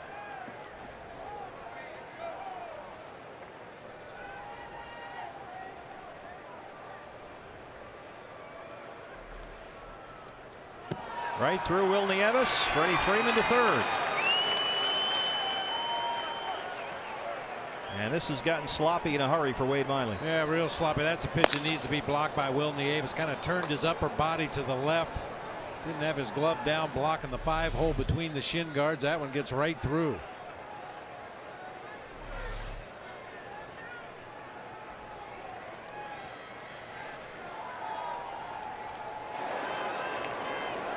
Once again, a wild pitch becomes significant because now the Diamondbacks have to bring their infield in. Anytime you have that infield drawn in, obviously it really cuts down on the range that you have as a defender.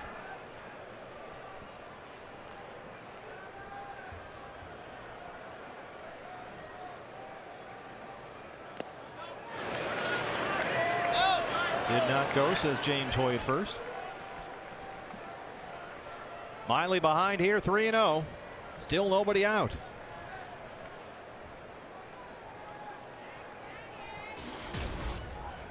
Pitch number 80 on the way.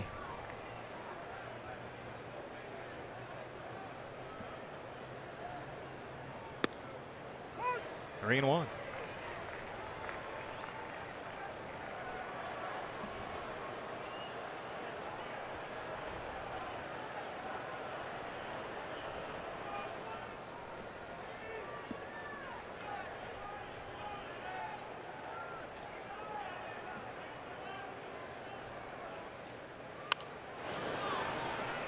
Well, even though he hits out of that deep, exaggerated crouch, Gattis loves to swing at that high fastball. Struck out back in the second inning on a heater that was about shoulder level, chased a high one there on the 3-1 pitch.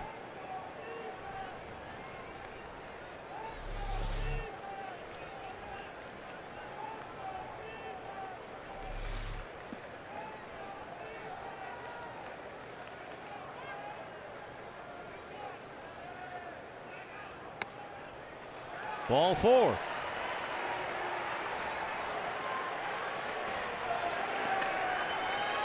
Charles Nagy to the mound. I think the only thing that's buying Wade Miley one more hitter here is the fact that Brian McCann is a left-handed swinger.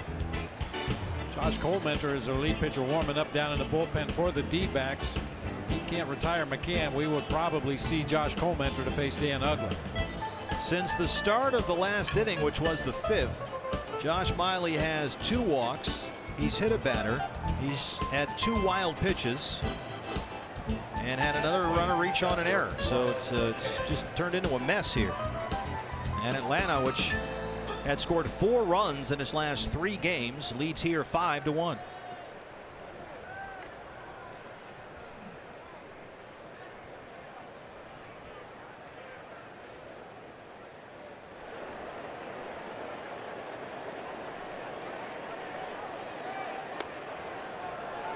Brian McCann walked and scored his last time up.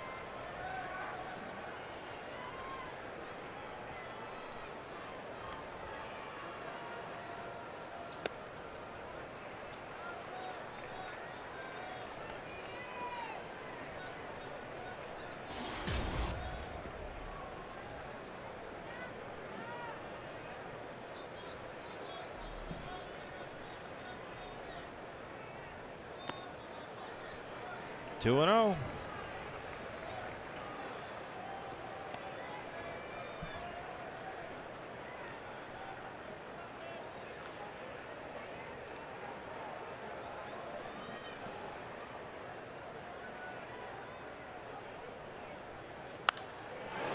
Out of play.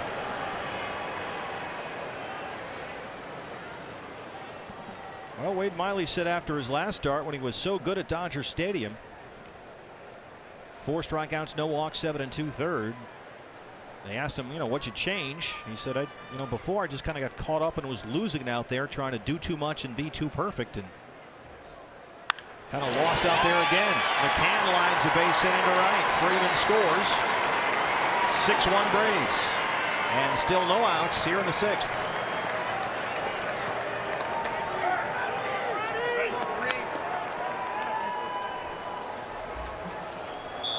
That's going to be it.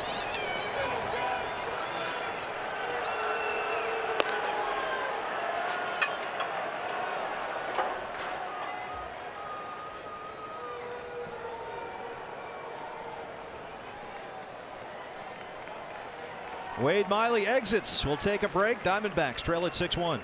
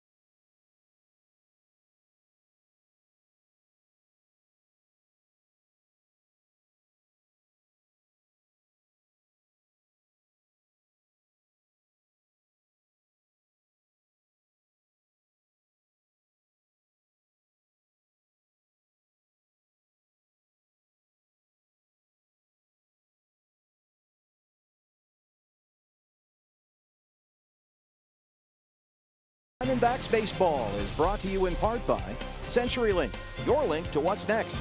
By Mazda, we believe if it's not worth driving, it's not worth building. And by Jack in the Box, the Chipotle Chicken Club Combo is back for a limited time at Jack in the Box. Try one today with fries and a drink for just $4.99 plus tax. Back at Chase Field, lovely night, and it got ugly in a hurry out there. Braves now lead at 6-1, and Josh Colmenter is on for Arizona. Josh last pitched a couple days ago against the Phillies in relief of Trevor Cahill. Pitched 2 innings in that ball game, gave up a couple of hits and 1 run. Hoping to stop the bleeding here, get his team back in that dugout. Wade Miley rolled through 4 innings, and then the wheels all came off.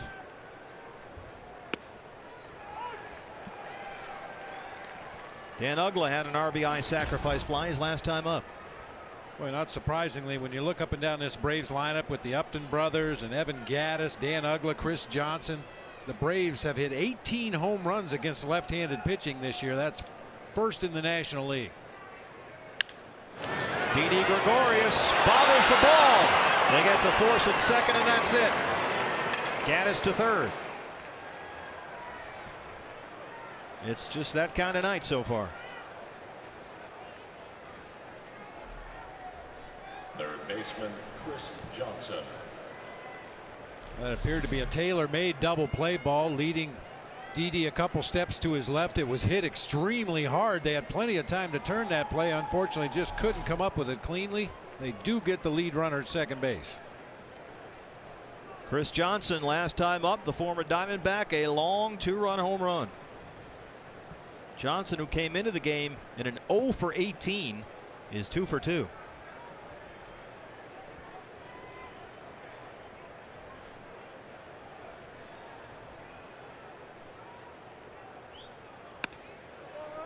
Want to know.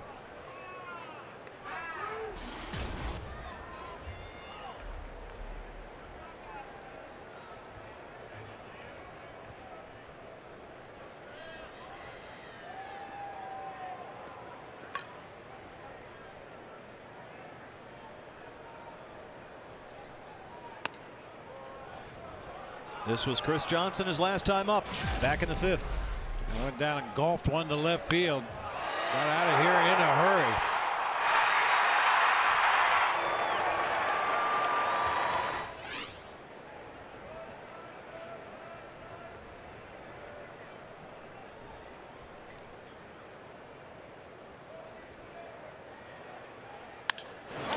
That might get down again, and it does. It finds a gap in left center. Gattis will score. Uggla will stop at third. RBI double for Chris Johnson, who's had himself a night in his return here to Chase Field. He is 3 for 3, and the Braves lead at 7-1.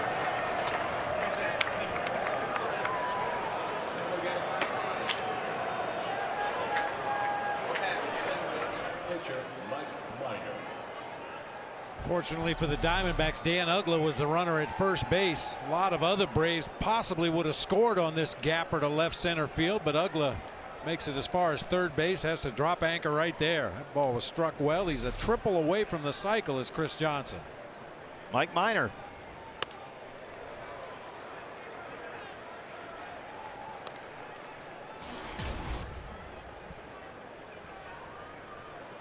Diamondbacks acquired Johnson at the trade deadline last year. In his first game with the D-backs, had the grand slam, and now in his first game against the Diamondbacks here, he's had himself quite a night. Especially when you consider he had been 0 for May up there. But busting out in a big way here tonight. Single in the 3rd, homer in the 5th, double in the 6th.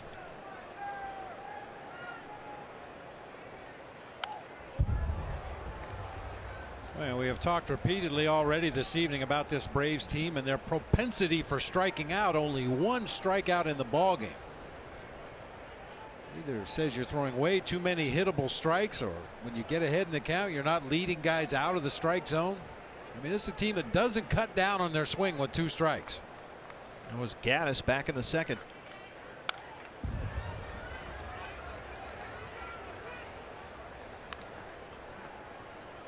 Wade Miley retired 9 of 10 to get through 3.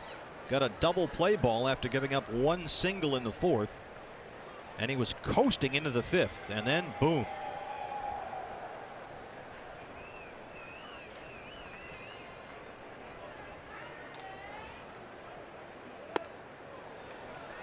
One and two. Good try right there. Minor had been chasing pitches up in the zone this hole at bat. His last time at the plate, he flied out to left on a pitch up around the shoulder. So throw it up there again, see if he'll chase it.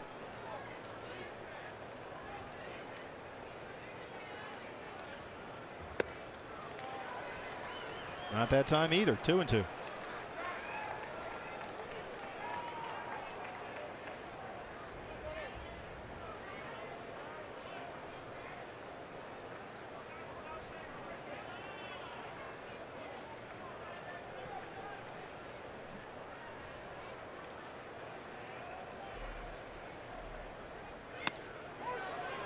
Bring him up, sit him down. That's a strikeout.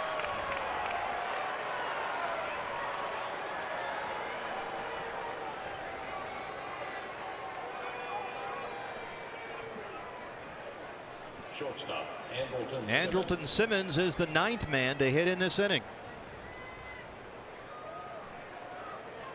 Well, just to show that we're not exaggerating about the Braves strikeout totals this season. 10 times already or rather 16 times they've struck out 10 or more times in a game. 16 times, double figures. And now just 2 tonight. Simmons is 0 for 3, grounded out his last time up.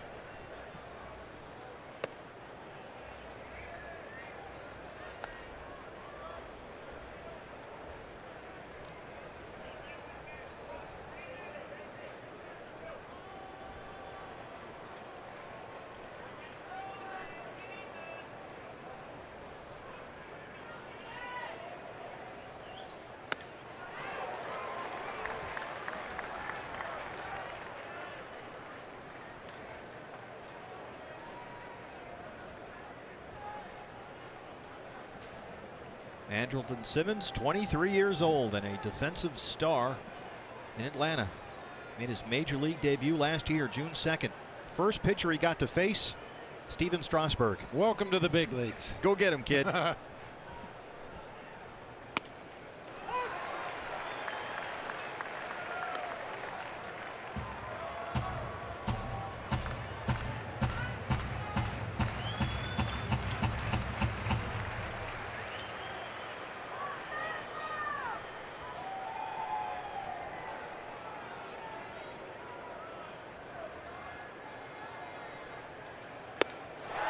Simmons strikes out, and that's the inning. But the Braves put up a 4 spot. Will go bottom 6. Diamondbacks down 7-1.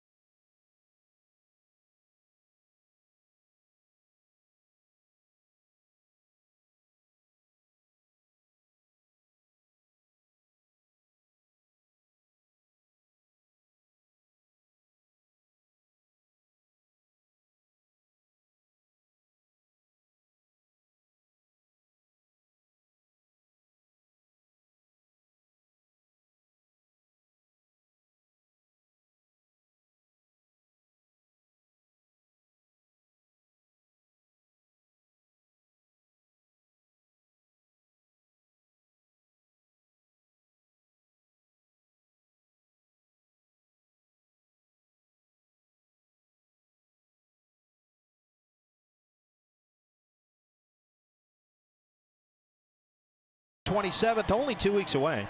So join us here at Chase Field as we get ready to host the Texas Rangers doubleheader. Game 1, 12:40. First 5,000 fans get a snapback cap courtesy of Budweiser. Game 2 is 6:40, but before then, we'll be outside for the Street Festival right outside here at Chase Field. It'll be between games, music, beer garden, food trucks, all right there. Plus, when you buy a ticket for both games, you'll get free D-Bucks, and you can use those on merchandise and concessions. So hurry up and call now. 602-462-4600. Paul Goldschmidt. Goldie got a 6-run homer in him. Maybe a grand slam and a 2-run bomb. How would that work? Paul Goldschmidt, a solo shot in the first, his 10th of the year. Doubled in the third. He's 2 for 2. Everybody enjoying the sandlot out there. Paul Goldschmidt, Andrelton Simmons, and that's why some say he is a defensive superstar. Wow. Yet to commit an error this season. That can be deceiving at times, guys that don't really make an effort for those tough plays, but that's not the case with Simmons. A nice sliding stop to break his momentum and a rocket arm across the diamond. Hey, that turned into an easy out. That was not an easy play. Cody Ross 0 for 2. Andrelton Simmons considered by many scouts to already be the best defensive shortstop in baseball, and there are lots of metrics to back that up in addition to the old scouts eyeball test, which we just saw. Cody, center field, BJ Upton in front. That gets down there for a base hit. Cody Ross is aboard. He's 1 for 3.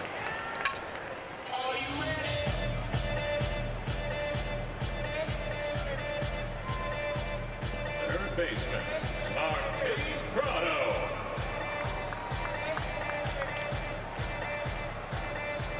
Martin Prado has been on base twice. He singled and walked his last time up.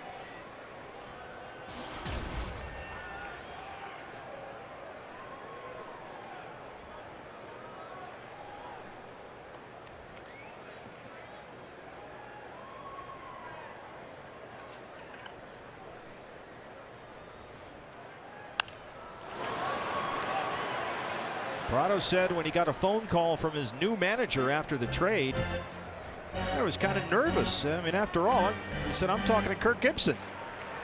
Because Prado said he had watched Gibby play hurt, and he himself had played hurt through much of the 2011 season.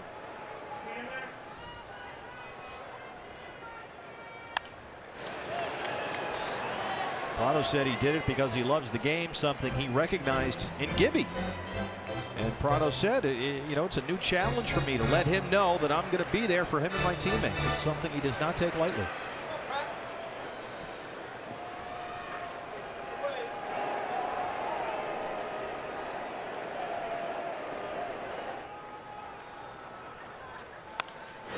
Hard to third, and that is a fair ball down the left field line. Cody Ross hits for third. Matt Williams waves it in.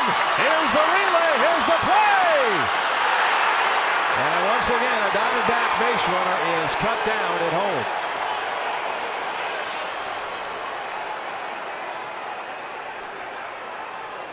In a 7-1 game.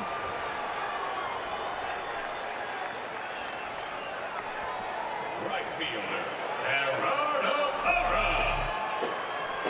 I like being aggressive as much as the next guy, but trailing by 6 runs in a game, you got a rally starting here. I don't think this is the right time to have a risky send on a runner. So Simmons relay throw on a hop to Brian McCann right there in front of the plate. Nowhere for Cody Ross to go.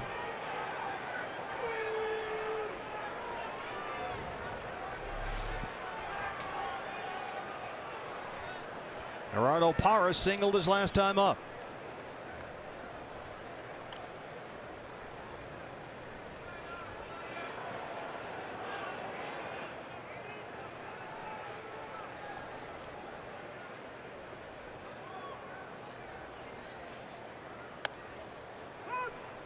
Oh, 0-1.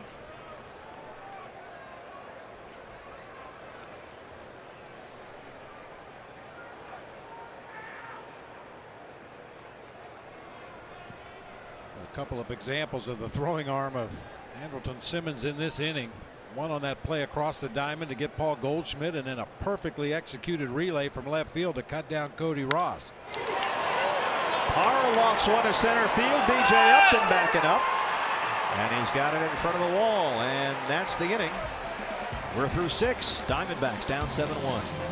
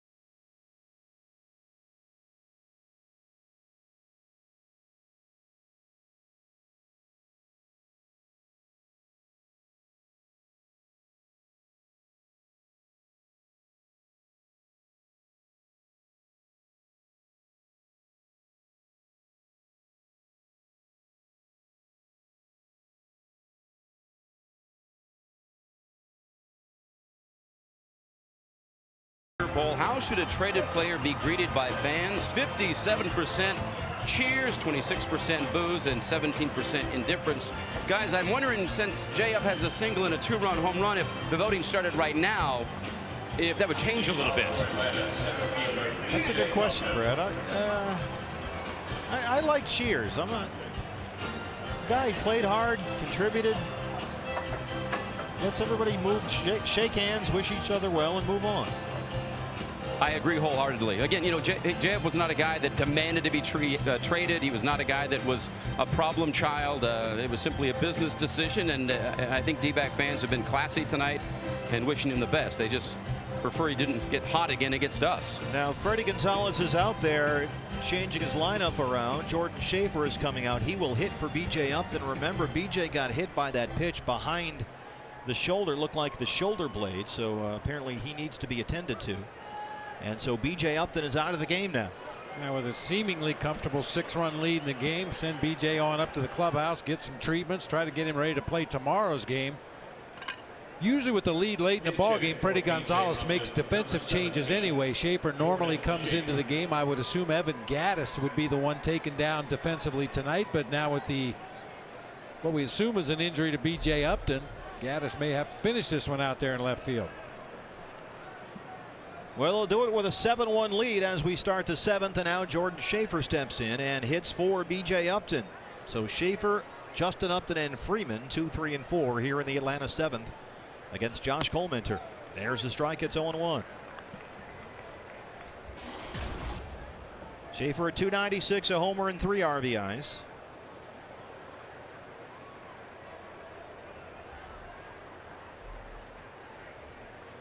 This guy was a sensational two-way player at Winter Haven High School in Florida. That's where the Red Sox used to train at old Chain of Lakes Park. As a senior, he had .478. He was also a pitcher, and on the mound he was 11-0 with a 0.71 ERA. So a very hot prospect. 3rd round pick in 05.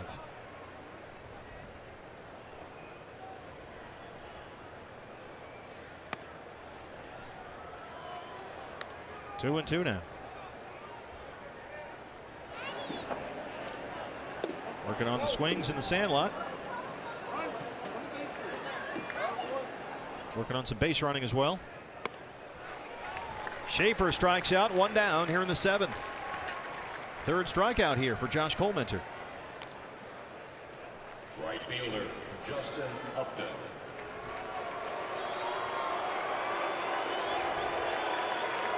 Well, after hitting a home run way back into center field his last time up, I think a few more boos this time around. I think you're right. The welcome wagon's already left, and now it's back to business. Yeah. Justin Upton has grounded out single and hit a monstrous 2-run home run to center field. His first home run in 14 games after hitting 12 in the month of April.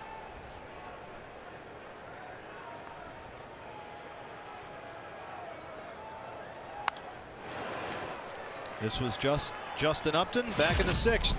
A 2-0 changeup, which is a pretty good pitch to call in that situation. Unfortunately, Wade left it up and out over the plate, kind of telegraphed that pitch a little bit, and any part of the ballpark is fair game for Justin Upton.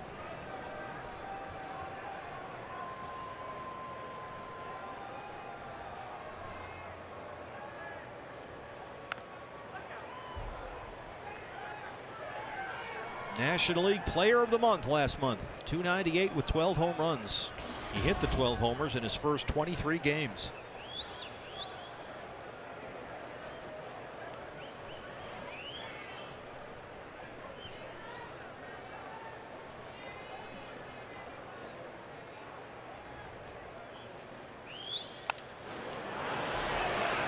On a play behind the Braves dugout.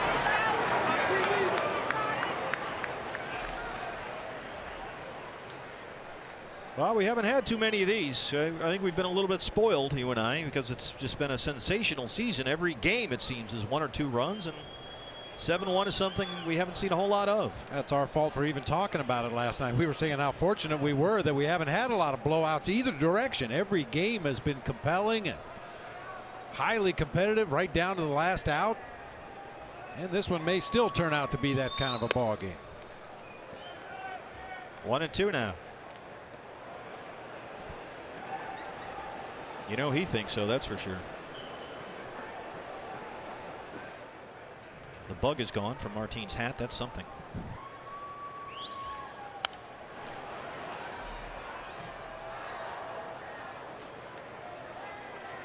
Bullpen is quiet, so it appears Josh Collmenter will try and eat up some innings here. Keep everybody fresh for the rest of the series.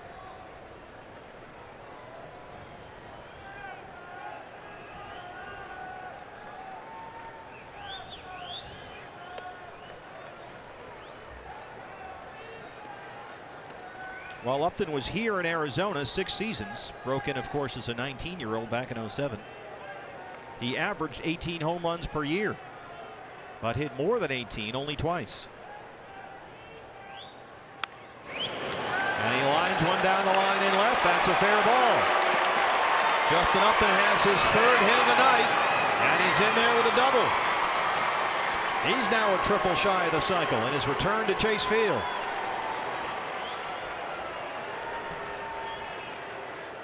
Baseman, Freddie Freeman.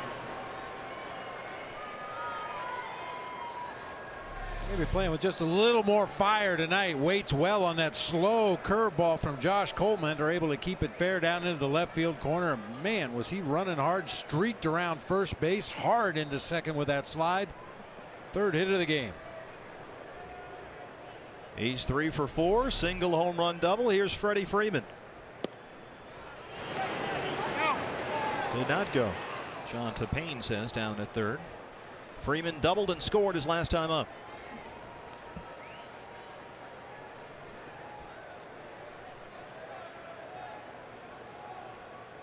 Forget Freddie Freeman is only 23 years old.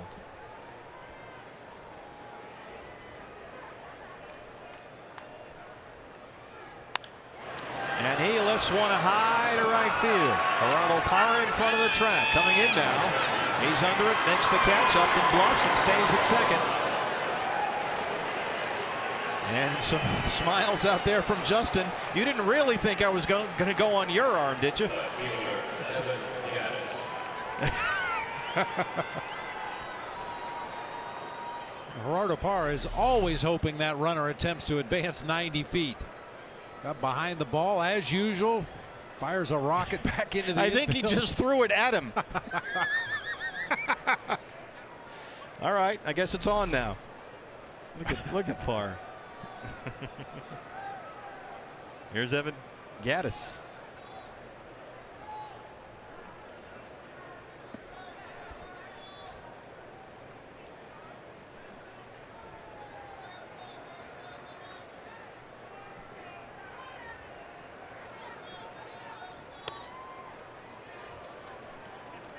Bob, you were mentioning Evan Gattis' story earlier. It really is fascinating. He grew up in Forney, Texas, was a big prospect.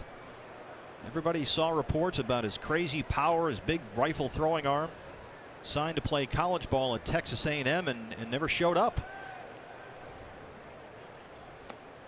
Just kind of got lost, got involved with drugs and alcohol. High expectations just made him afraid of failure. He said, I was smoking a lot of pot. I knew I was talented. I knew people were rooting for me. I just didn't want people to think I was a mess up. I just was scared. And as you said, he kind of wandered around and drifted.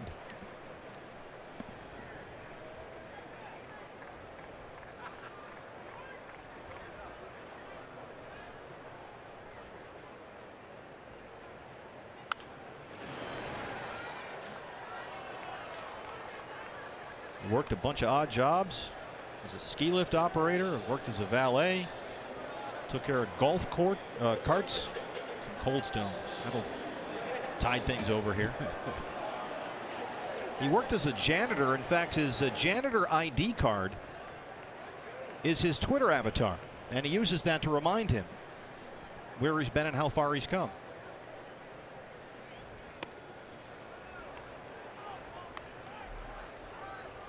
Finally decided to give baseball another shot, and as you mentioned, went back, played a season of college ball in West Texas, was a 23rd round pick, and now here he is.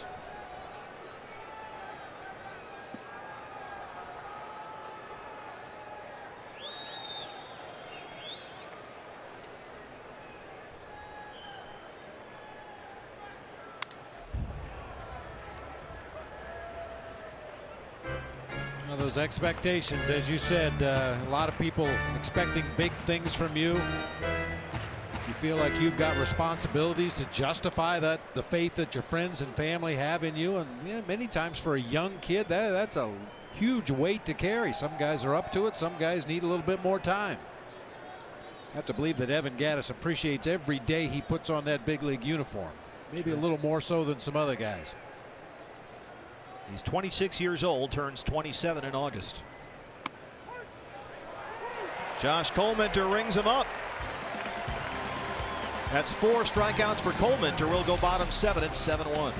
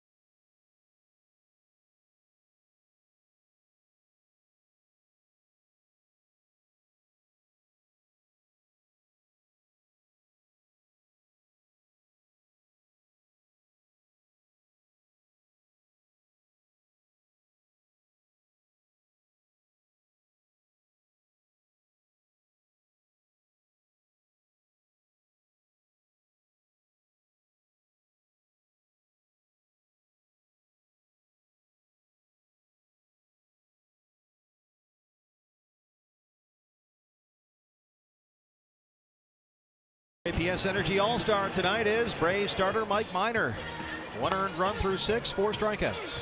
And it didn't appear like he had his good stuff tonight. We mentioned he threw a lot of pitches in the early going, just couldn't seem to find the corners of the plate, but when he needed to make pitches, he was able to do that. And he is our APS Energy All-Star, Joe Borowski, with us in the booth right now. Joe, this was funny. It seemed early on like Wade Miley was going to have a dominant start, and Minor couldn't find it, and then things sort of reversed themselves. Miley cruised for the first 4. He was just dialed in. He was hitting his spots. He was working quick. He was keeping his pitch count down. And then that 5th inning, he ran into it, and he seemed to have lost it there. Yeah. He couldn't throw strikes where he wanted to. He had trouble with his location. He was leaving the ball up. He didn't leave the ball up the entire game until that 5th inning. And after they scored on him in that inning, it seemed like he couldn't recover after that. Reed Johnson now in left field.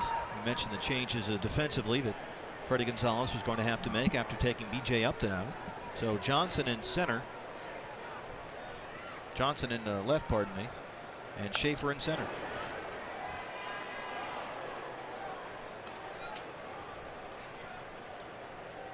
Yeah, Joe, I don't know how much you want to put into body language, but it looked like Wade kind of took it. I mean, it looked like he was beaten up physically there. It looked like it got to him a little bit. You saw it, and he was disappointed. He knows what this game and all the attention that's been brought to it. And you could see he definitely lost it out on a mound as far as keeping his composure. He had a couple of wild pitches in there, which is something that you don't grow accustomed to seeing from Wade. And I think the just being maybe in the spotlight kind of got to him a little bit. The disappointment definitely. But what disappointed me the most about it was, you give up the 3 in the 5th, you can live with that. It was coming out in the 6th, and right away he hits a batter and then gives up the 2-run home run, and from that point on he really struggled. Will Nieves has himself a base hit. Leadoff man on here in the 7th. And Joe, I think it was another great example too, and Bob and I were talking about it. You can't put guys on ahead of some of these guys because then the solo shots become 3-run homers. And that's what he did so well in the first 4 innings. He was going right after guys. He was getting them out quick, early in counts. And then as soon as he started having to pitch to more than 3 or 4 hitters in an inning, he started making more mistakes. And anytime you're throwing more pitches to a batter, you're more liable to make mistakes. And when he was leaving it out over the plate, Braves hitters were not missing it.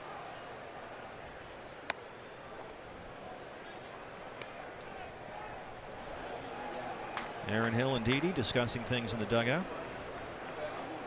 Josh Wilson has walked and struck out. He's 0 for 1.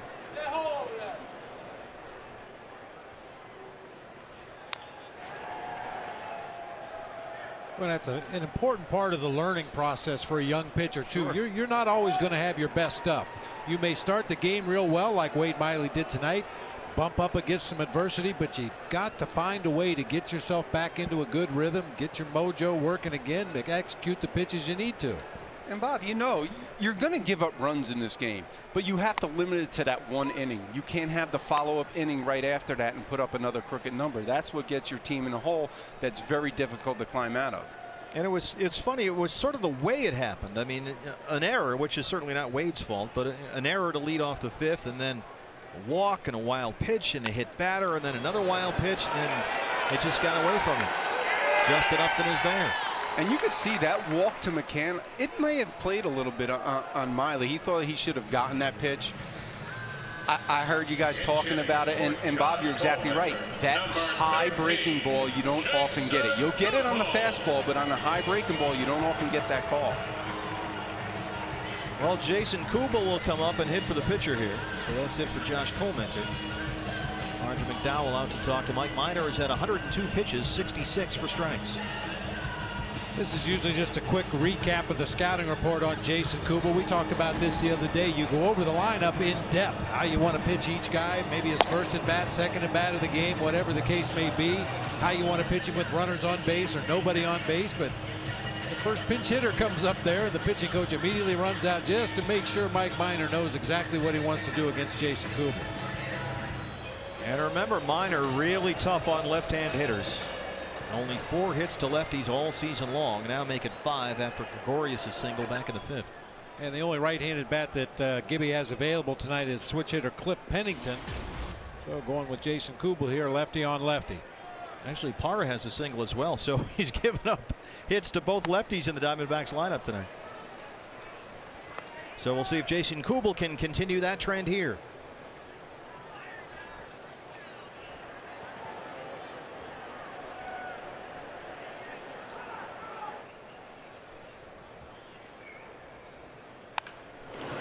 Old Tapper back to Johnson at third. They get the force at second, no throw.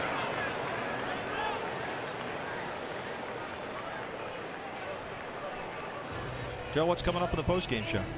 Well, we're going to take a closer look at those 5th and 6th innings and see exactly what happened to Wade. Take a little in-depth look at what he really got hurt by, and what his approach was, and how he wasn't able to execute exactly what he was going for. Pitching change. Mike Minor's night is over. That's it for him. We'll take a break. Diamondbacks down 7-1.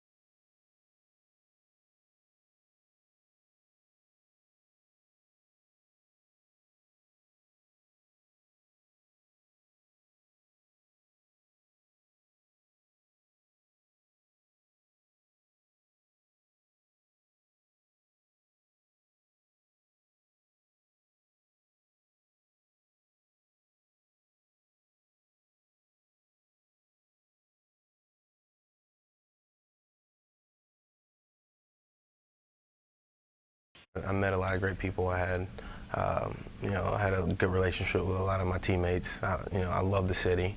And looking back, I got a chance to play in the playoffs twice with two good ball clubs that we put together there. So, I mean, having the chance to play in October and have the time that I spent there, I don't look back on it as a negative at all.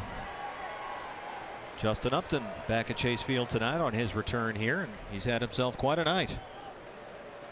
A single, a 2-run home run, a long home run to center, and then a double. He is 3 for 4. Here's A.J. Pollock. New pitcher for the Braves, Anthony Vivaro. Joe, what did you think about Justin Upton coming back and facing? I mean, it wasn't like a mob scene here or anything in terms of the media, but he did have to answer a lot of questions. What about all that? Sure, and he tried to downplay a little bit of coming here and what his emotions would be. But he definitely supplied some pop. He sure did. Joe, thanks very much. All right, looking forward, guys. We'll head for the 8th. Diamondbacks trail at 7-1. All right, fans, take out your Arizona Diamondbacks Foundation 50/50 raffle tickets supported by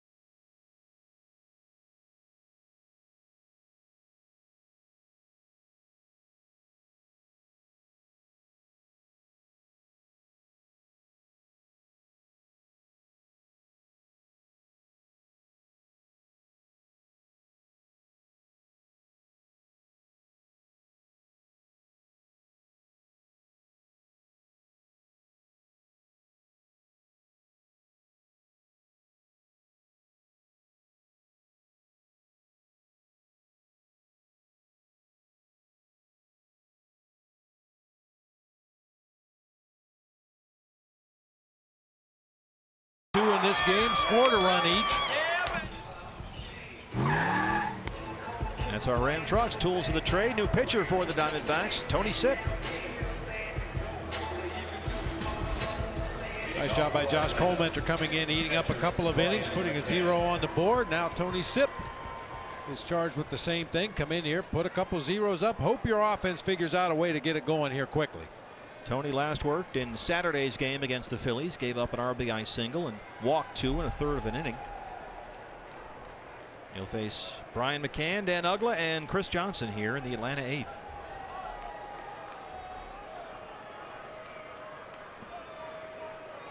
McCann RBI single his last time up.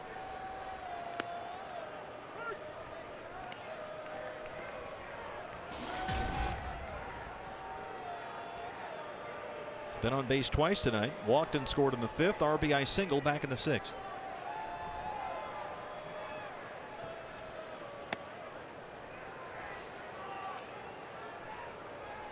Tony Sipp has allowed a run to score in only 4 of his 17 appearances this year.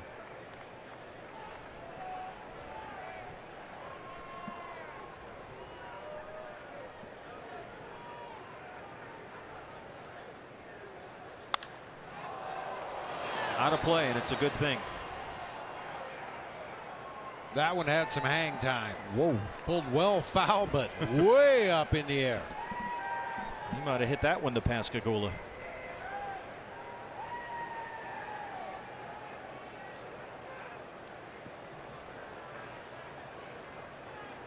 Brian McCann up on his toes, both feet. It's not unusual to see the front foot up on your toes, but both feet up on his toes.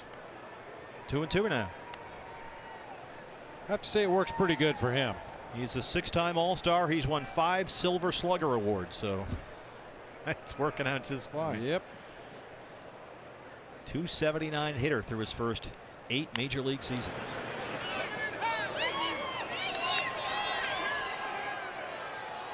And we were told coming into this series that his throwing arm was considerably weaker than it had been in seasons past, but he didn't show any sign of it, gunning down Didi Gregorius at second base, attempting to steal. Yeah, Diamondbacks had several guys cut down on the bases, 2 at home plate, 1 at second, as you mentioned, with Didi.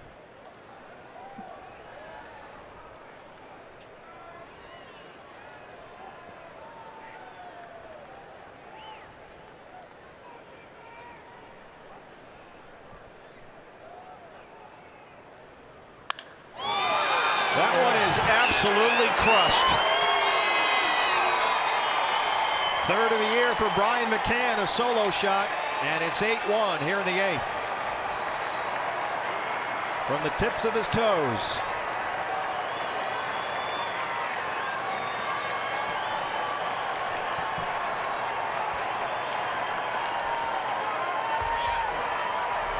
We were talking about all the right-handed thunder in this Braves lineup and how they had hit 18 home runs against left-handed pitching. Brian McCann gets into the act, lefty on lefty.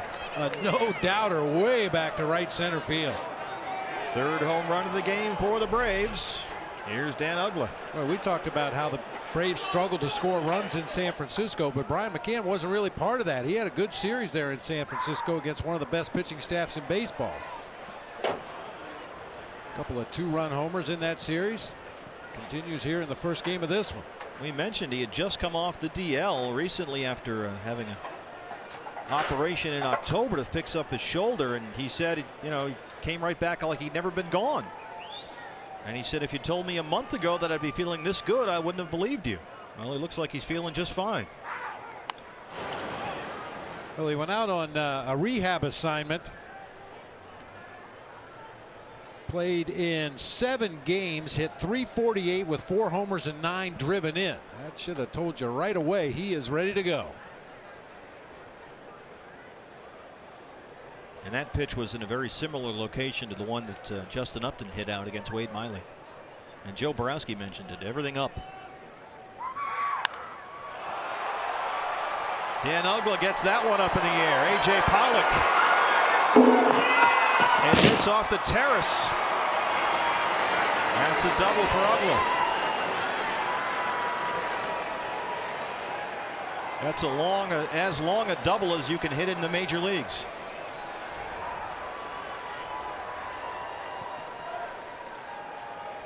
Yeah, because of the way that terrace hangs out over the field of play, A.J. Pollock thought he had a play back against the wall. He makes a leaping attempt, but it hits right at the very bottom and ricochets back towards center field.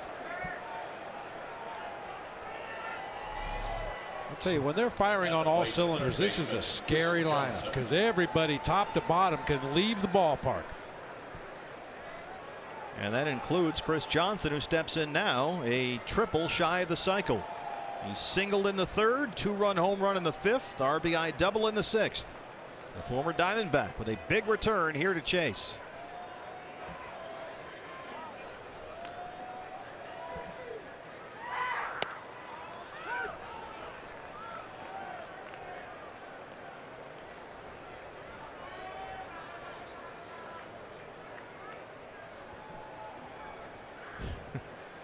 Well, one of them should look happy.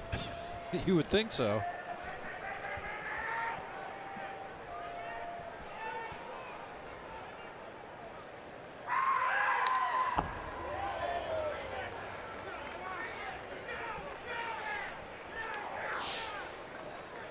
All-time cycles for the Atlanta Braves. Mark Kotsay back in 08, the most recent.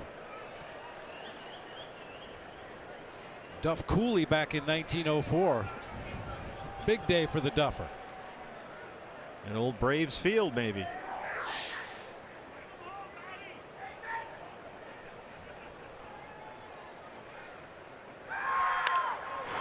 Paul Goldschmidt at first. Tony Sipp is over there.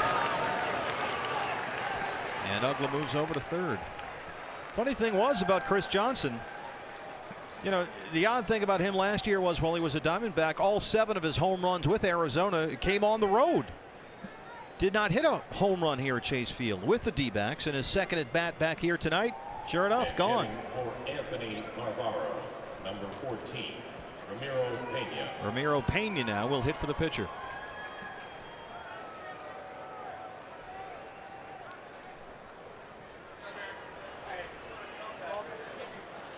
Chris Johnson, when he was with the Astros through the first half of last year, homered 8 times, all 8 home runs coming at Minute Maid Park.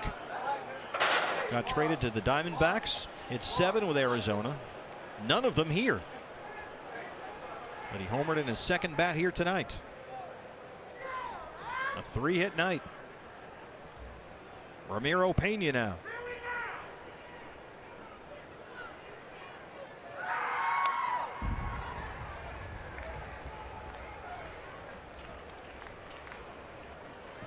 Ramiro Pena played last season with the Yankees AAA team in Scranton, Pennsylvania. Hit .258 in 101 games. He's from Mexico, signed by the Yankees back in 05, was a free agent this winter and hooked up with Atlanta.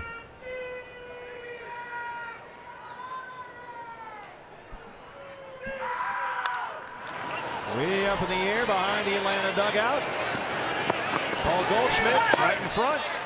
Comes back toward the field, and Goldie has it. 2 down.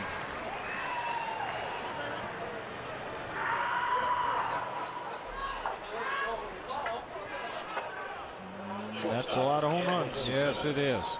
I'll tell you, the ballpark they play in down there in Atlanta is not really a hitter's paradise. Big gaps deep to center field, but take a look up and down this lineup, as I mentioned a moment ago, and I don't think there's a ballpark that can hold these guys when they're swinging it well. Well, just by the nature of their lineup, as you've mentioned, Bob, they're going to have nights like this. It's part of the deal. It comes with the territory. When you play Atlanta, you're occasionally going to have to score 9 or 10 to beat them.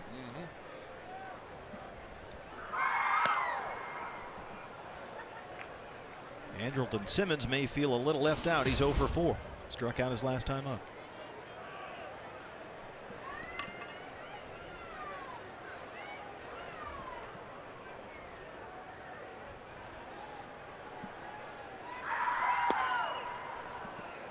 Simmons credited Justin Upton for a conversation they had about hitting. Upton said, hey, you know, you're moving too quick to the ball. Slow it down, stay back a little more. Simmons listened. Next day he hit 2 doubles. And then later in that series had his first ever 2 home run game. He said the change has really helped him out, seeing breaking balls a lot better, staying back. Kind of like that. Well, there's a saying hitting coaches will use when a guy's jumping at the ball, a little too busy with his feet. Slow feet, quick hands. That's the idea. You want to come down really softly on that front foot and drive those hands quickly through the hitting zone. Slow feet, quick hands. Got out in front of that one, pulled it foul down the left field line.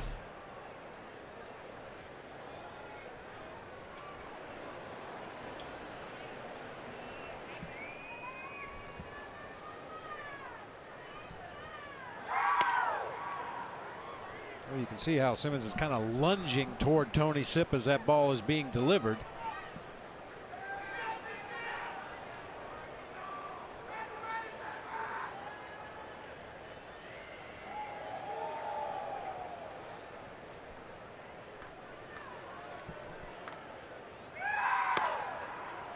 Ball 4.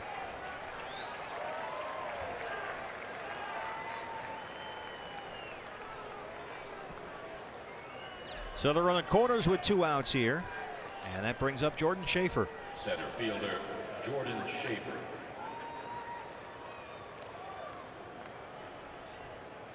There was a time where Schaefer was held in very high regard as a big part of the Braves' future. He was in the big leagues with them at 22 as their center fielder, straight up from Double-A. But he wound up as part of the deal for Michael Bourne. Bourne was sent to Atlanta. Schaefer went to Houston. And now he's back with Atlanta. Paul Goldschmidt at first. And that's the inning. We'll go bottom 8. Tack on another run for the Braves. They lead at 8-1. CenturyLink, your link to what's next. Gregorius, Goldschmidt, and Ross.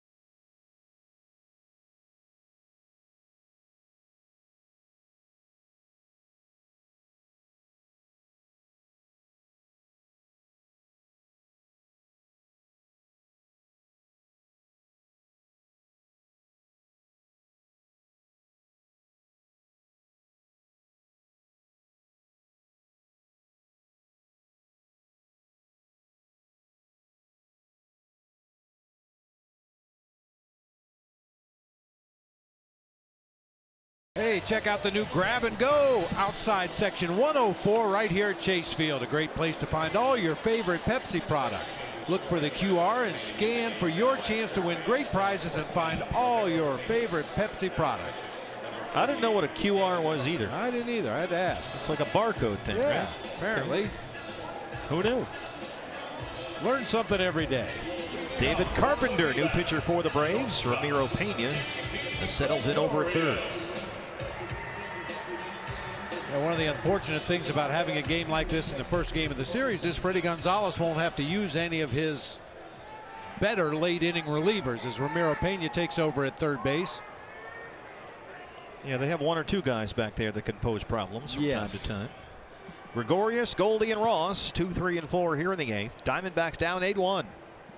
3 Braves home runs. 2 of them former Diamondbacks, Chris Johnson and Justin Upton.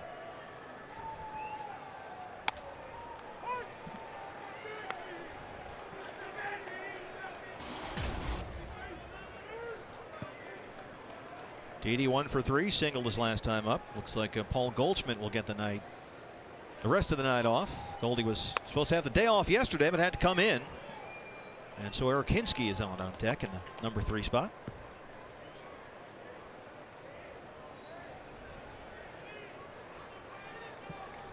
Goldie hit his 10th home run of the year back in the first.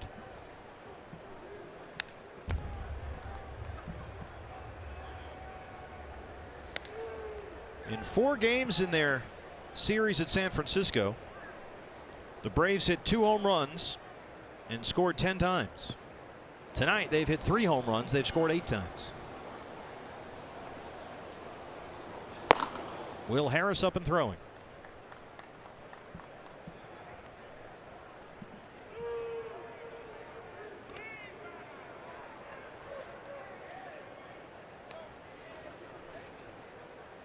Lee Bloomquist's working like the Keebler elves down there.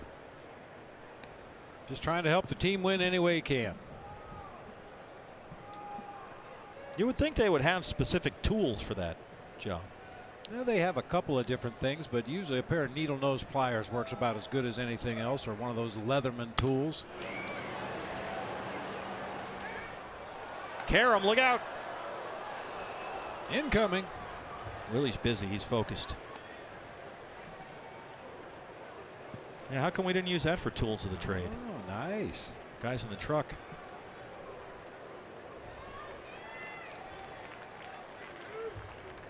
Now that wouldn't have been the most exciting video ever, you know. Ram Trucks, tools of the trade. Here's Willie fixing his glove. And then you go, that's right, Steve. Look at him. He's doing a fine job. Knit 1, pearl 2.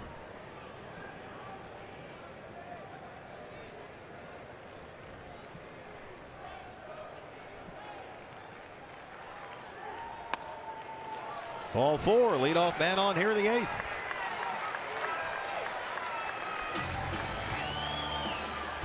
Different pitchers around the league taking care of business. Check out the amazing rewards credit card from NBAZ. Learn more at NBAArizona.com. Bob, I know you've kept a close eye on other things happening around the league.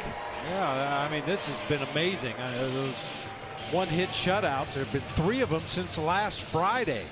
Since 2000, there were 4 seasons that had 4 or fewer. I mean, the entire decade of the 1930s, there were only 4. Pitchers dominating. Eric Hinske got the start at first base here yesterday. Went 0 for 3. Paul Goldschmidt came in late when the game got unexpectedly close.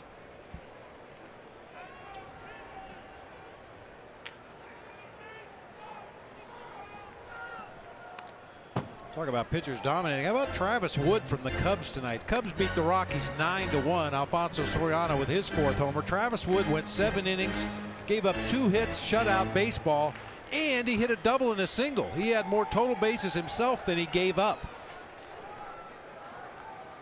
Yankees split a doubleheader with the Indians. Justin Masterson with a gem in the first game. Complete game 4 hitter, struck out 9. Pena, Ugla, Freeman, they roll it.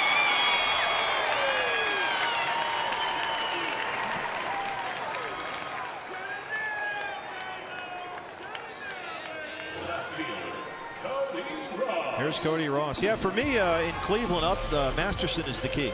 If they can get him going and get him as filthy as he was a couple of years ago, they can make some noise in that division. Yeah, all he needed tonight was a solo home run by Jason Kipnis in the first inning. Won that first game of the doubleheader 1-0. Yankees came back and won the nightcap 7-0. Trevor Bauer took the loss for the Indians in that game. How about this? The Brewers beat the Pirates 5-1. 6 stolen bases against A.J. Burnett and Mike McHenry of the Pirates. 3 by Gene Segura. Mike McHenry, known as the Fort. Yeah. It's one of the best nicknames in baseball. Fort, that's a solid name. If you're nicknamed Fort, like obviously it's Fort McHenry, but you got to feel good about yourself. Yeah. Hey, Fort. Minnesota beat the White Sox 10-3 today. Rookie center fielder Aaron Hicks had a couple of homers. They like him a lot. Oh, yeah. They have 2 guys in that outfield. Two young guys in Aaron Hicks and Osvaldo Arcia that really look like good players. Justin Morneau with 3 hits, 4 driven in that game as well. Tigers beat Houston 7-2. Victor Martinez with his 2nd homer of the season. Andy Dirks hit his 4th. Had a big day, 3 for 4 with 4 runs driven in. Cody Ross, that'll get down in the gap. Cody's 2nd hit of the night. He's on board with a stand-up double. 2 for 4. He's had a really good month.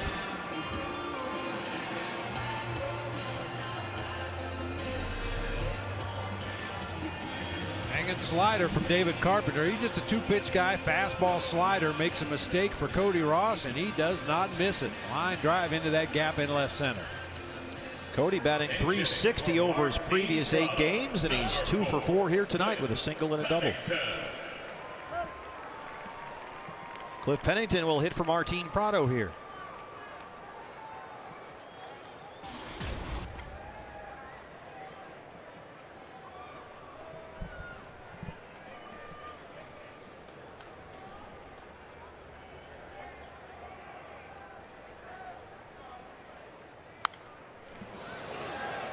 One other final today. St. Louis beat the Mets 6-3. Matt Holliday hit his 6th home run. Lance Lynn gets the win to go to 6-1 on the season. Their pitching has been obscene. Obscene is right. I mean, Adam Wainwright is back, and boy is he ever back. He looks as good as he ever has, and we saw what Shelby Miller did. Gives up a base hit, then retired the next 27 he faced. Garcia's rolling along. Westbrook's sinker is as filthy as ever. Now Lance Lynn looks good. They really have a good rotation. Seems like that's the case every year with the Cardinals. Regardless of how they retool or who they pick up off the scrap heap, they go into St. Louis and have career years. Bring guys up from the minor leagues. They hit the ground running. Yep. The funny thing about them is, as Pennington strikes out, is they have some really good hitting prospects as well as pitching, so they'll be good for a long time. We're through 8 here. It's 8-1 Atlanta.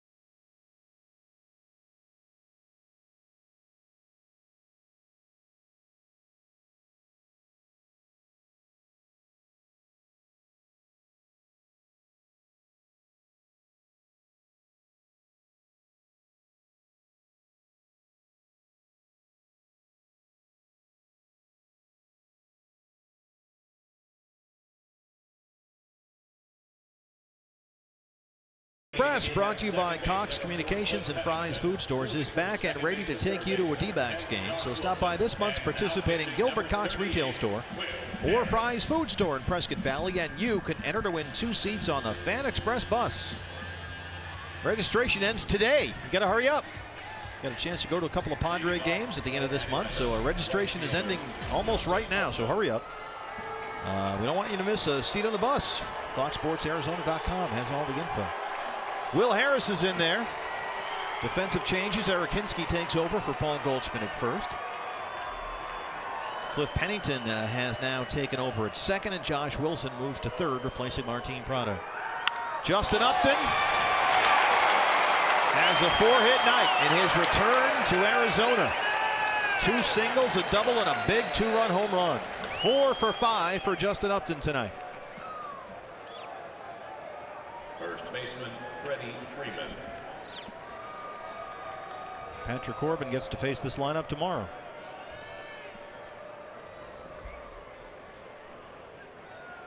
Yeah, hopefully he'll have better command throughout his outing tomorrow night than Wade Miley did. Just lost it in that 5th inning. Freddie Freeman, hard to right, Upton to second. First 2 reach here against Will Harris in the 9th. 12 hits now for the Braves.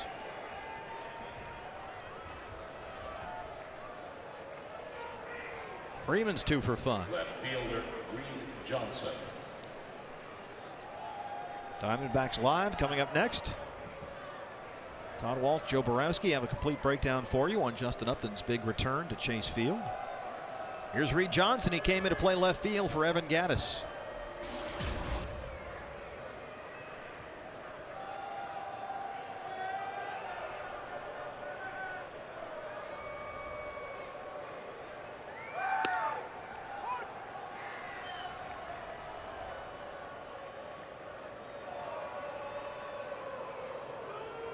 Looks like the Diamondbacks minor leaguers are going to split tonight.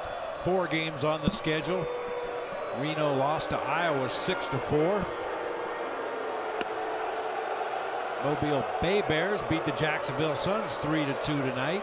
South Bend over West Michigan 6-2, and in a game that's still underway, Inland Empire 4-1 over Visalia. The Tomahawk Choppers are not being well received here. Reed Johnson, and it gets through up the middle. Here comes Justin Upton. He will score. RBI single for Reed Johnson. And the Braves have scored 9 times.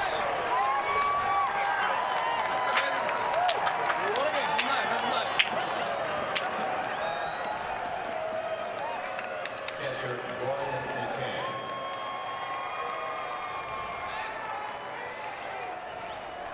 Three straight singles here against Will Harris to open the 9th.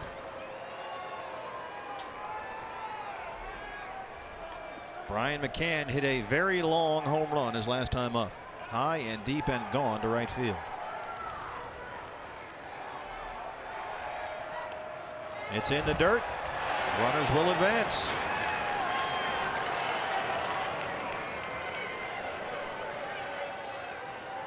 Freeman to third, Johnson to second.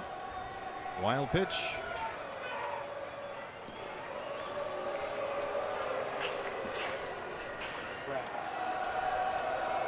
Beebe, when you're skippering one of these, what's it like in there? Ugh, it's not fun. I tell you, at this point, you just want to get it over without anybody getting hurt. Come back tomorrow, start over fresh. Hopefully learn from some of the mistakes that were made in the ball game tonight. A very aggressive, free swinging club that's prone to strikeouts and prone to hitting home runs. I think just way too many hittable pitches for the D-back staff against this team tonight.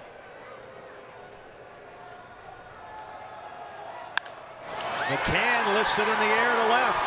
Cody Ross in front of the track. He has it. Freeman tags. And the Braves put up double digits. It's 10-1.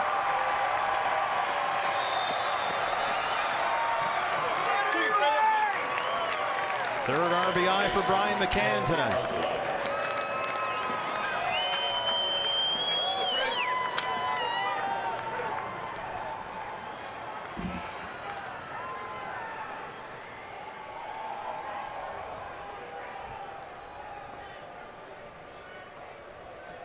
Dan Uggla doubled his last time up.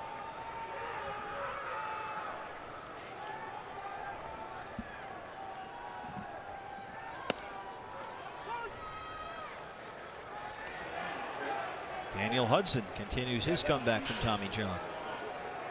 That's been very encouraging, Daniel's progress.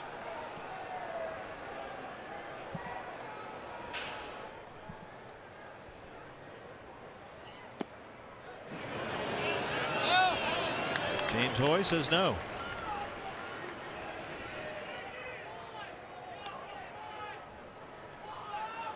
Dan Uggla, Central High School in Columbia, Tennessee, drafted out of the University of Memphis by the Diamondbacks. 11th round pick and wound up a Rule 5 guy.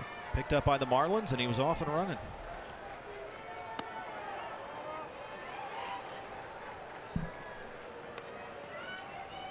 '27 home runs his rookie season in 2006, and then proceeded to hit at least 30 home runs every year for the next 5 years.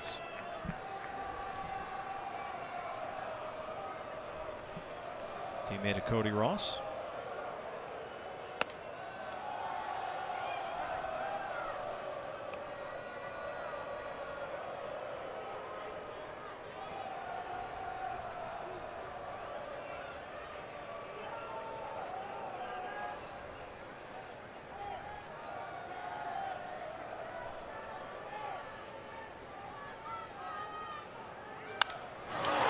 Center field, A.J. Pollock backing up.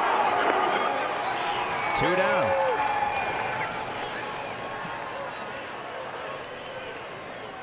Hey, the next Diamondbacks homestand starts Friday, May 24th against the Padres, and you can get a lower level bleacher ticket to any of the games for only $21 if you use the D-backs value pack.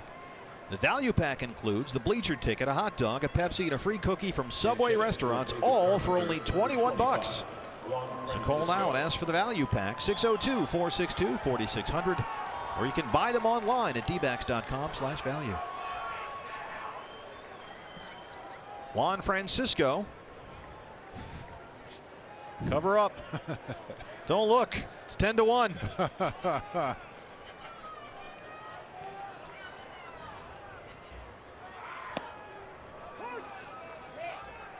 Frody Gonzalez emptying the bench here. Juan Francisco started 42 games at third base last year, and in those starts hit .262 with 8 home runs.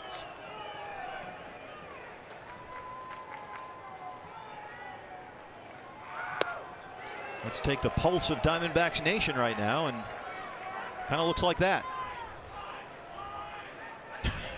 Well, they can't all be nail biters. At least the roof is still open. Look, this guy still hasn't smiled. The guy on the right. Winking at me. The guy that's just nodding his head, shaking his head. That's an odd couple shot right there, isn't it? I think what happened here is the guy on the left's favorite player was Justin Upton, and the guy on the right's favorite player was Martin Prado, and they had to trade teams, and now they got the wrong jerseys. Yeah, that jersey on the right appears to be ill-fitting. Yes. The other guy's just texting, and like, he's hanging in there though. 10-1 in the ninth, he's still here. D-back Nation, hardcore. 1-2 to Juan Francisco.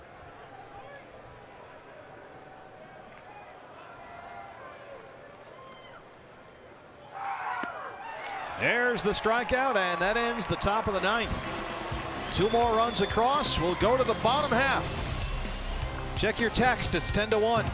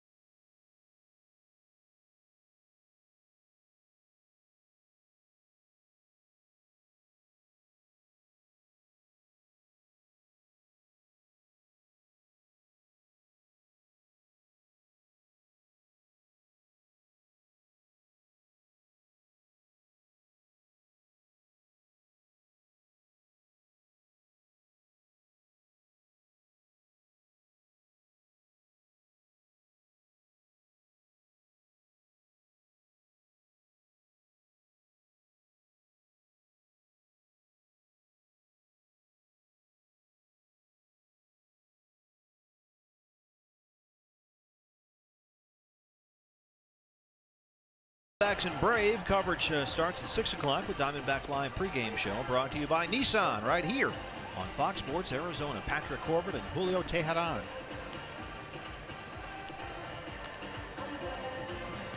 Bottom 9 here at Chase Field. Remaining in the game now at third base. New pitcher for the Atlanta Braves, the lefty Eric O'Flaherty. Second base, number 14.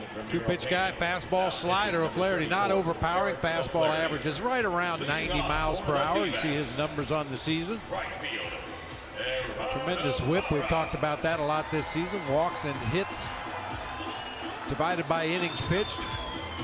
Anything under 1 is fantastic. Yeah, 1.2 is about league average, so as you can see, Eric O'Flaherty has been outstanding. Defensively now, Ramiro Pena moves from third to second. Uggla's out of the game, and Juan Francisco takes over at third. Gerardo Parra leads it off, down 10-1 in the 9th.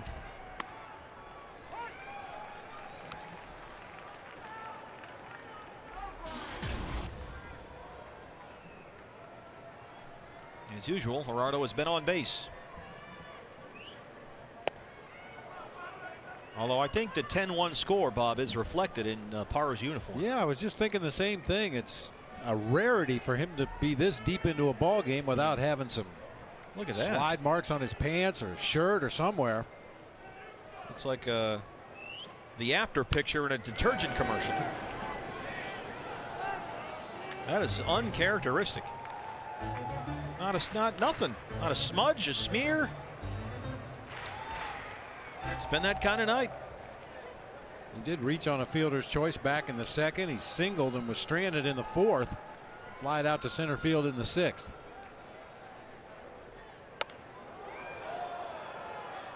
Nearly walked into one right there. Tailing fastball up and in at 91.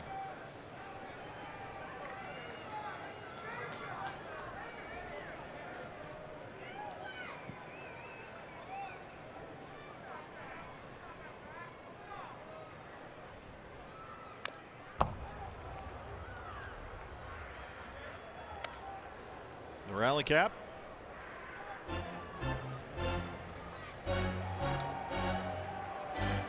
One size fits all.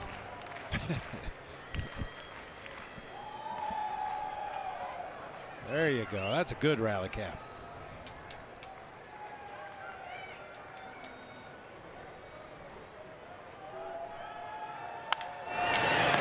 Freddie Freeman.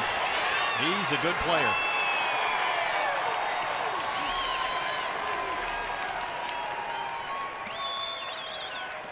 Speaking of good players, some more Braves defense here. Time for our Chaz Roberts air conditioning cool play of the game. Andrelton Simmons at short.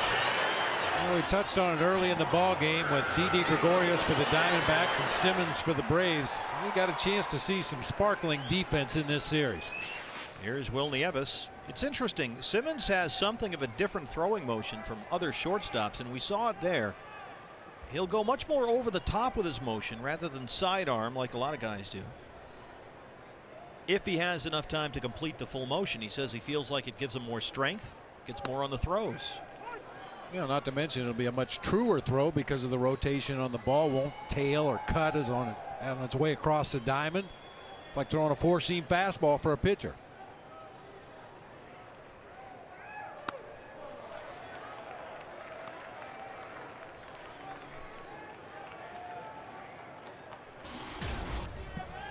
Will Nieves singled his last time up.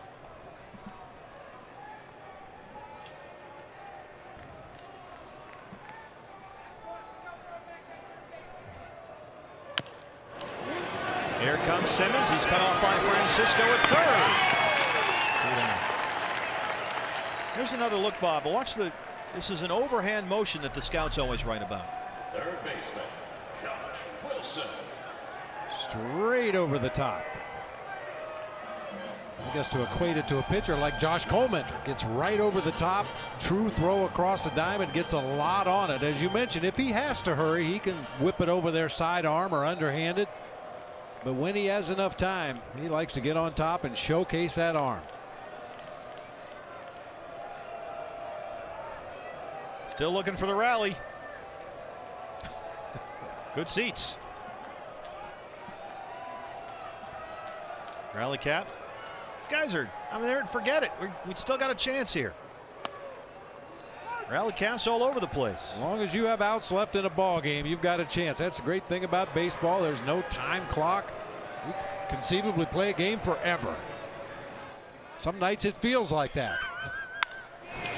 Josh Wilson keeps this thing going. Here we go. That's 10 hits now for the Diamondbacks. So it's working. Keep going. I hear Eric Chavez's walk-up music. Don't even need to look down, do you? You know, Bob, sometimes it's like a jungle out there. It makes me wonder how to keep them going on. Number 12, Eric Chavez.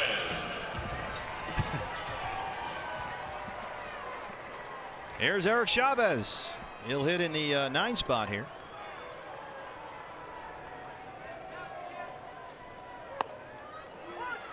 Eric 3 for 8 on the homestand so far. He's hit safely in 13 of his last 15 games. They have the mojo going.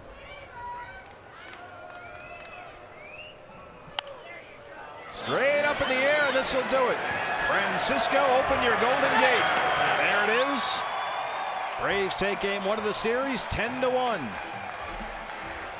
They only out-hit the Diamondbacks 13-10. It wasn't nearly, when you look at the hit column, as one-sided as one might think, but when you put guys on base, Bob, ahead of guys like Justin Upton and Chris Johnson and Brian McCann, it's going to lead to 3-run homers and a 10-1 final. Against a team that lives with the 3-run homers and dies with the 3-run homer. Just too many mistakes tonight against a very aggressive, swinging, power-laden lineup. And only the second what you would term blowout loss for the Diamondbacks this year. These things happen, but we have not seen much of it this season with all these close and highly competitive games. Atlanta wins here 10-1. Let's go out to center field now. Joe Borowski is standing by with Todd Walsh. Guys. Steve, thanks a lot. Coming up on Diamondbacks Live, presented by CenturyLink. In a matter of moments, Joe will break this game down, and I'm just going to flash back to something we said at the end of the pregame show. I told you that Justin Upton said in his press conference here at Chase Field that